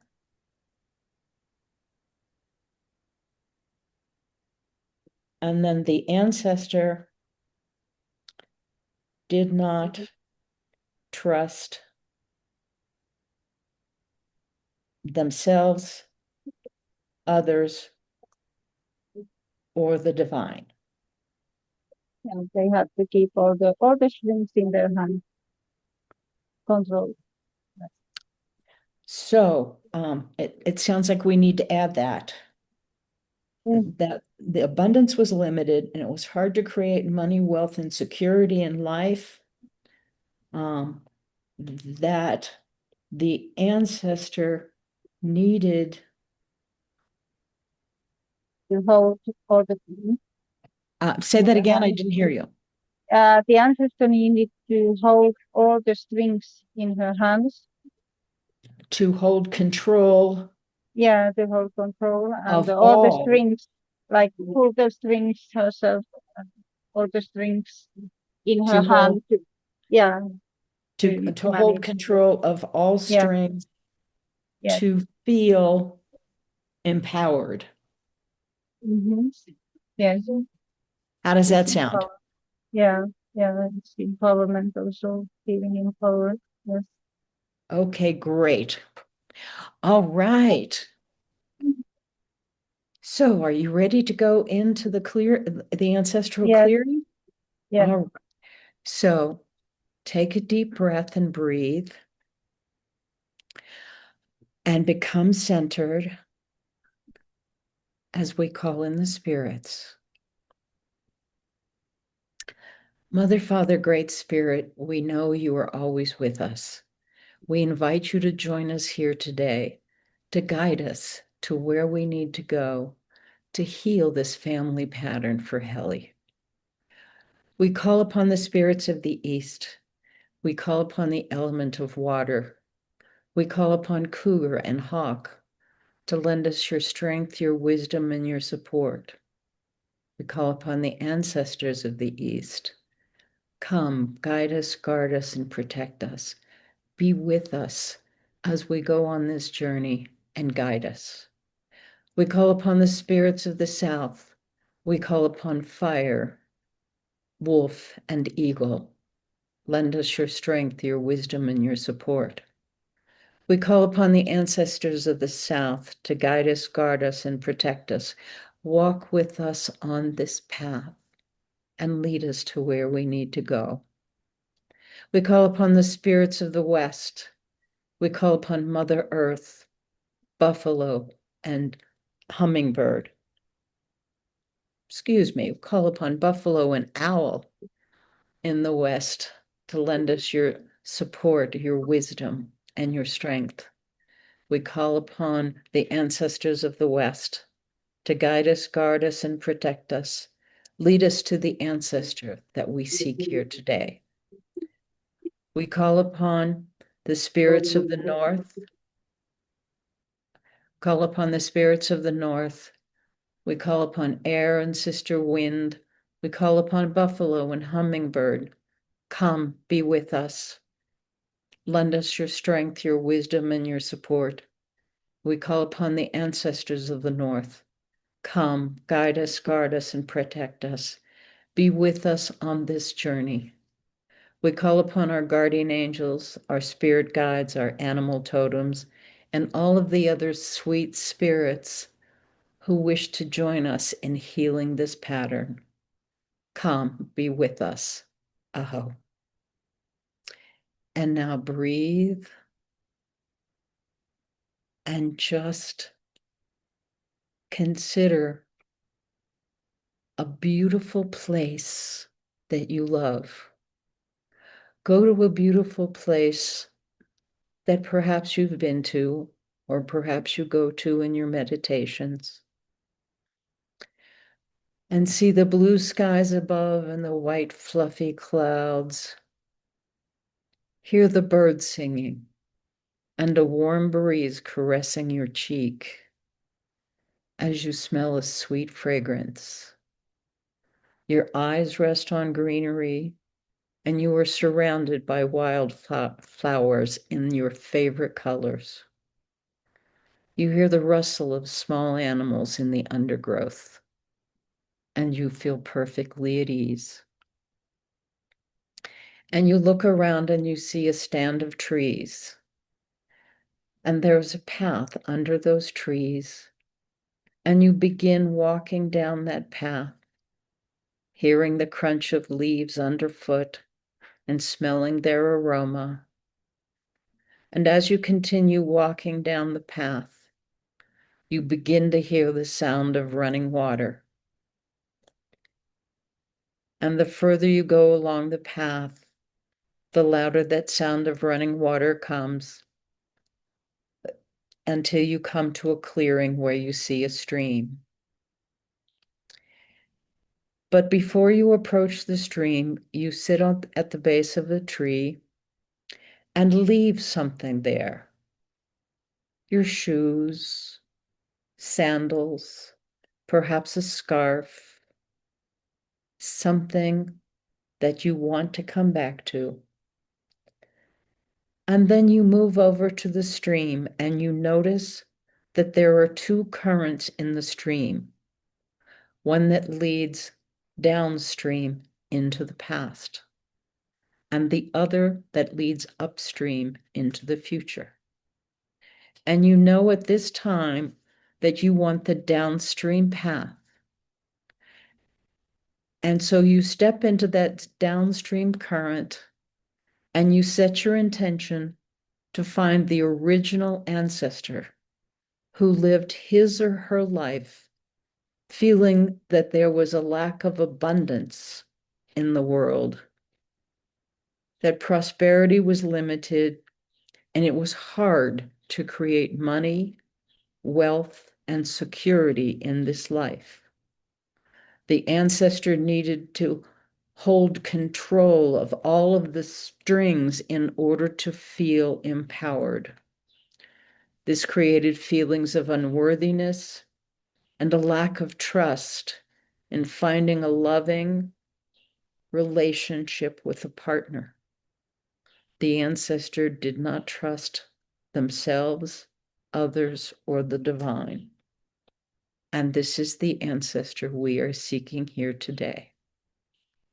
And so you step into that downstream current and lie back on the raft or sit on it and let that raft carry you downstream into the past, flowing with the current, feeling the years and the decades flow by easily and swiftly and calmly as the current picks up speed,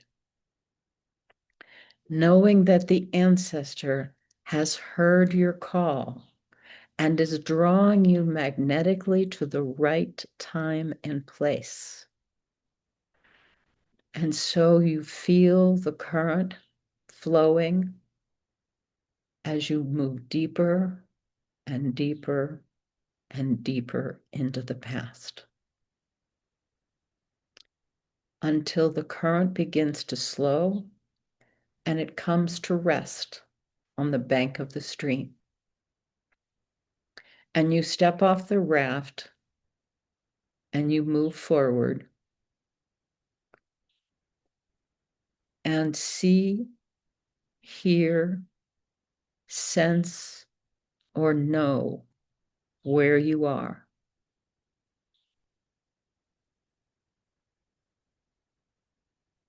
And Helly, if you can unmute.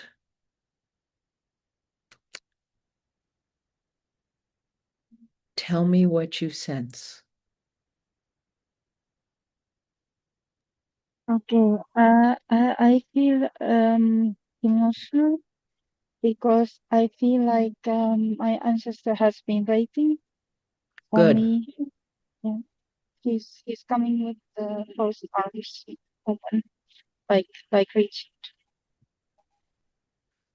Okay.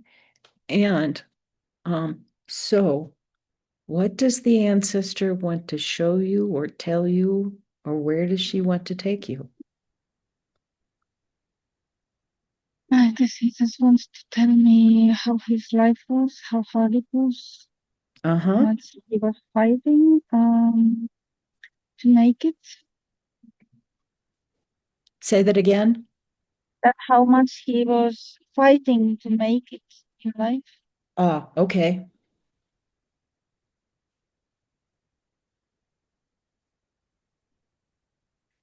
And so what is his life like now?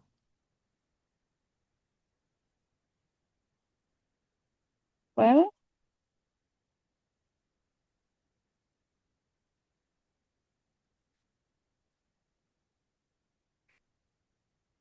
it's a lot of pressure, um, a lot of work, a lot Mm-hmm. of pressure, no joy. Okay. Survival. Just surviving. All right. Ask him to move forward in time to a significant event.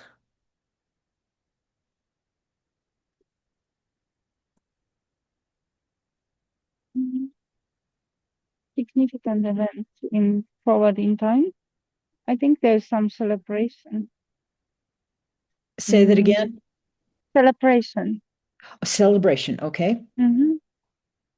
Mm, there's joy, celebration within the family, relatives, Mm-hmm.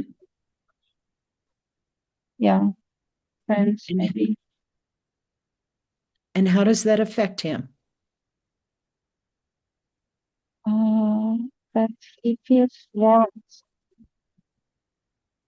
Mm, that there's some sharing Uh-huh. that has been lacking. Mm-hmm. Mm, he can feel gratefulness. What does he feel? Grateful, Grateful. Good. and it is he can feel that, so that is new for him. Ah, all Um, right. Does he feel like he's part of the family? Yes, and he I'm crying. He feels thankful to God, and Good. that, that the stars are smiling to him, and he's not outsider of life anymore. Good. So he's no longer an outsider. Mm, And how does his life doing it change? alone. He has been doing it alone so long. So he doesn't feel alone anymore? No, it feels like he's supported. Good. Um, So how does his life change from there? Continue moving forward. And how does his mm, life change? there's a stream of light. Mm. Stream of light and stream of events Uh-huh. that bring him more content, Uh-huh. more happiness, more peace, more trust, um, more warmth in relationship, Ah, feeling that, connection, feeling more connection. great.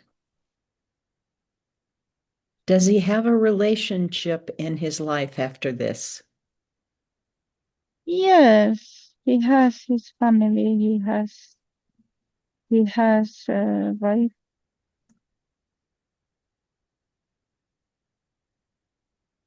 I Any think children? he had before also, but he didn't feel the connection. Ah, He okay. didn't feel the love. He didn't. He was just on a survival mode. Uh-huh. Um. Yes, he has children. Okay. And does he still feel like life is hard? Oh, I think there's more joy. There's Good. more moments of joy,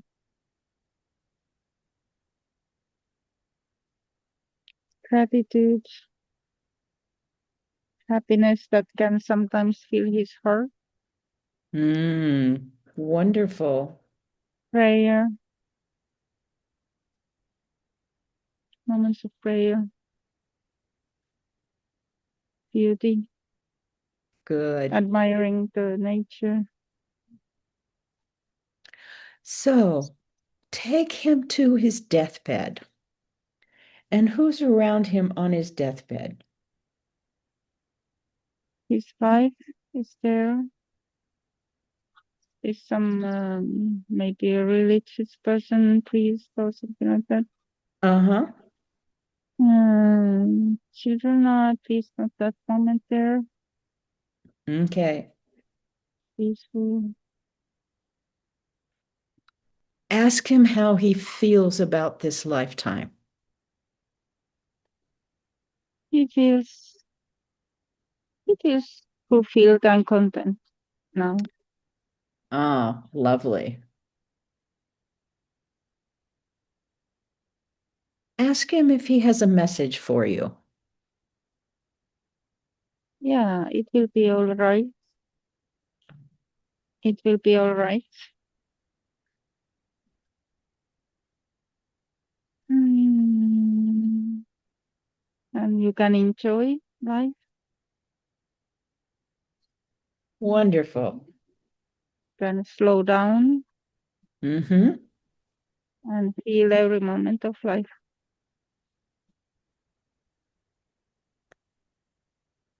It is safe. Ah, lovely. And let your heart be filled with wonders of life and love. Mm-hmm. There is no limits.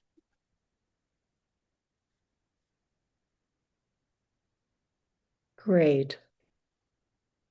Does that feel complete now? He says to follow your heart. Good.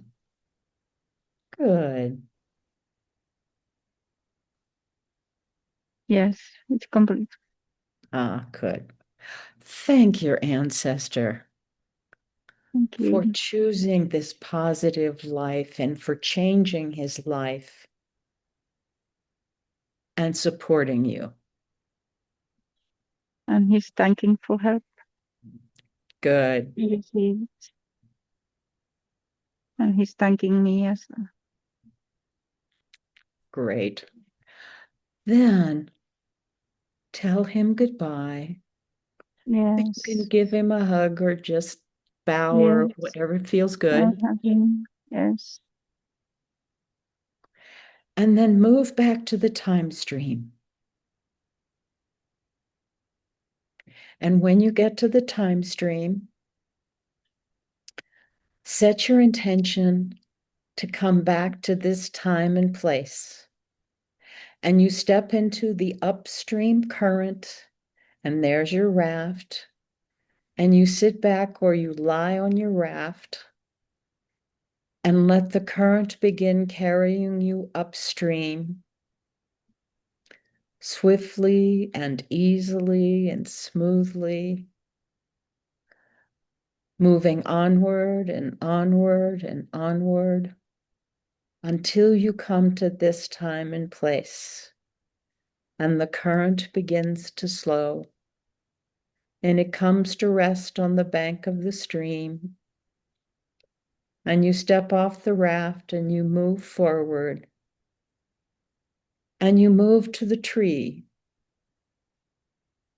And you pick up whatever you have left at the base of the tree. If it's your shoes, you put them on. If it's a scarf, you pick it up or whatever.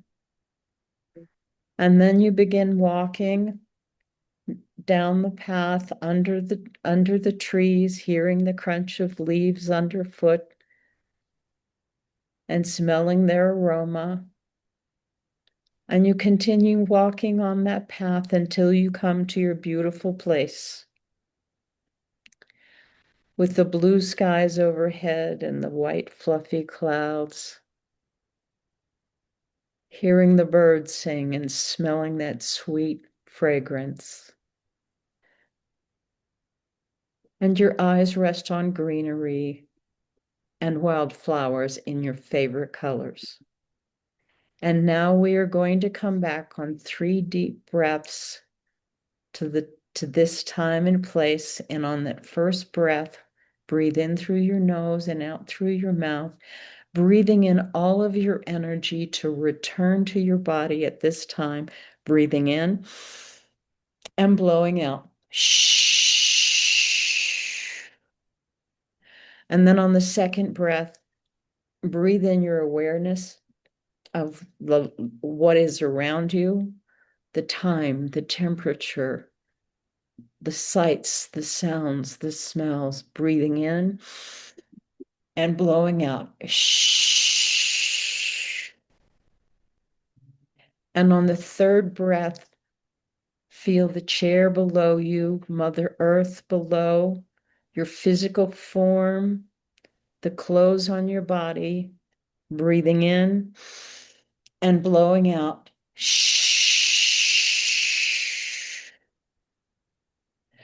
And then stretch your arms and your fingers and your toes and move your head on your neck. And when you feel like you're back in your body, open your eyes.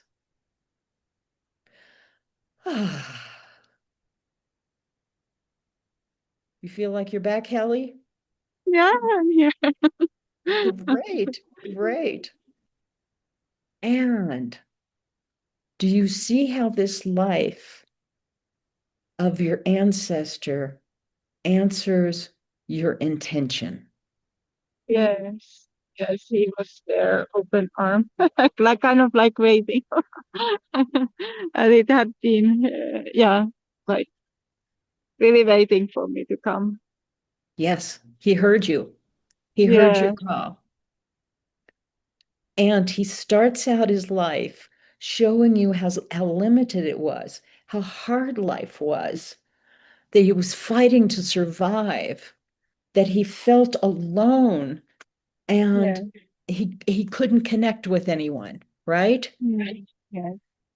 And then when he went to that celebration, it all changed Yes. because he changed how he was relating to people and he opened his heart to his family. Yes. And that was the turning point in his life. Yes. Okay. Did you feel that? Yeah. Yes. Great. So thank you, Helly. I No, appreciate thank your you. courage in opening up to letting me do this clearing with you. Well, thank you so much. Yeah, Oh, yeah. no matter the noises and so on. Thank It was you. okay. We managed. Yes, yes. Thank Okay, you. great. Now, um, guess what? This didn't go like the usual ancestral lineage clearing, right? Okay. Right? Maybe it went too easy. Maybe. But it worked, didn't it, Helly? Yes, it worked. It worked. I was surprised that the next event it was so positive, like that. But I guess he was ready, really, really kind of for change. Yes, he was ready Yeah, for you.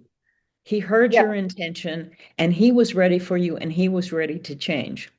yeah. So we didn't go through his first lifetime and we didn't go through his choice where he chose a second lifetime, Hmm. right? So Yeah, what he happened? already come to that. Yes. So what happens when something like that arises? You go with what's in front of you. Yeah, Trust your intuition, right? Trust yes, your intuition. So I wasn't going to stop Helly and go, no, no, no, wait, we have to go through this lifetime, and then we're going to make him choose another lifetime, and then yeah, we're yeah. going to, it's like it felt He, okay. yeah, It felt like he was going to the right place.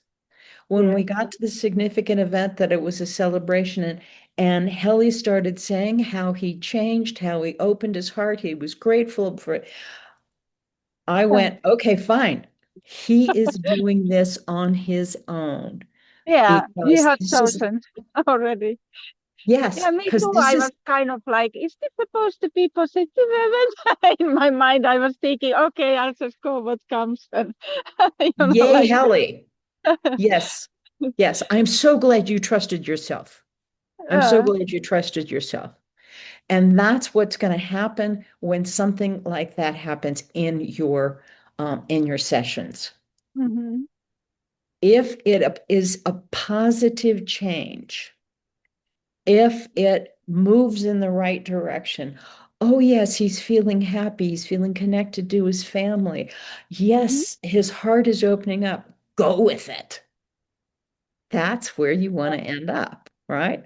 And mhm, if it moves like Helly does in that past life, where it's happening, let it go. Let it flow. mhm, That's why I said trust your instincts, keep your intention clear, pay attention to what's going on. All mhm. right. And let it happen the way it needs to unfold. All right. But Now, they must be knowing. They are already hearing the call since we are taking this course. I feel that there's already a calling, pre-calling for them to appear. Oh, yeah, mhm. Yes, yeah. Yeah, he knew you were coming, and yeah. so he was ready to change. So that's great. And Angelina said it's almost like the moment shifted and it came at the crossroads of the timeline where there was originally the issue. Absolutely, Angelina. Yeah, yeah. Perfect. Okay, we need to move on because I just got to notice that my battery is low in my computer. My computer's going to run out of battery. So we're close to the time that we were, so we won't hold you over. But does anybody have any questions about how this session went? Okay, as you noticed, we needed an anchor point. I didn't do a clearing because I wanted to keep this moving along, where you started out, clearing someone's energy, giving them their ceremonial clothes, and then they had something to leave at the tree. So at the tree, I just went, okay, leave something there that you want to come back to. That's an anchor point. You have to have an anchor point before you take somebody on a journey because the potential is there that they may get lost. That's You're interesting holding the point. space. Yeah, I was wondering why you made. Well, sometimes things don't go quite the way you plan. All right. But as long as you put something there that's an anchor point, then you're good. Now, some people can come back to the right time and place, no problem. If you're used to meditating, if you're used to journeying, it's like, okay, time to go home. If you're not used to meditating or journeying, sometimes it's like, well, where do I go? Where am I? Where do I go? Where did I leave? Now you're still holding the space so you can guide them back. But if they leave something there, they step off the raft, and then it's like, oh, I see where I am. I see that I am home. So always make sure that they leave something that can bring them back to the right time and place. Okay. So this was kind of a short ancestral lineage clearing, but in some ways, this is very beneficial for you because it shows you that you can do things when something goes wrong. And not necessarily wrong, but not in the sequence that you planned. Okay. Now, before we go, I'm going to let the ancestors go for Helly and for the rest of us. You need to let whatever spirit guides, whatever guardians that you called in, you need to release them. Otherwise, they will continue to stay until you remember to release them. So it's better to release them at the end. So take a breath and center. Mother, Father, Great Spirit, thank you for joining us here today. Thank you for all the healing and blessings that we received. And we release you and send you on your way. We thank the spirits of the East for all of your love, your support, and your guidance, and we release you and send you home. We thank the spirits of the South for your support, for all of the healings and blessings we've received, and for guiding us on this journey. And we release you and send you home. We thank the spirits of the West. We thank you for being with us, for guiding us and protecting us and lending us your wisdom, and we release you and send you home. We thank the spirits of the North for being with us, supporting us, and guiding us. We thank our guardian angels, our spirit guides, and our animal totems for all of your love and support, and we release you and send you home. Aho. Okay. And then whatever spirits that you called in, angels, guides, whoever is in your prayer, you let them go with gratitude. Okay? So we're not too far over. Does anybody have any questions before we leave here today? Will we do more tomorrow? Yes. Yeah, Oh, great. yeah. In Yeah. practice, I mean, yeah. Tomorrow, I hope we're going to have enough time for you each to do an ancestral lineage clearing with a partner in a breakout room. Okay? Right. All right. Yeah. And I We will got to. be in a space that will not be so busy. Good, good. Well, that'll be helpful. That'll be Yeah. helpful. But it worked today, Helly. So Yes, I'm yes, glad you sorry made for it. Heather, maybe. Yeah. Yeah. Okay. Anyone else have any questions? Well, thank you. Oh, yes, Angelina.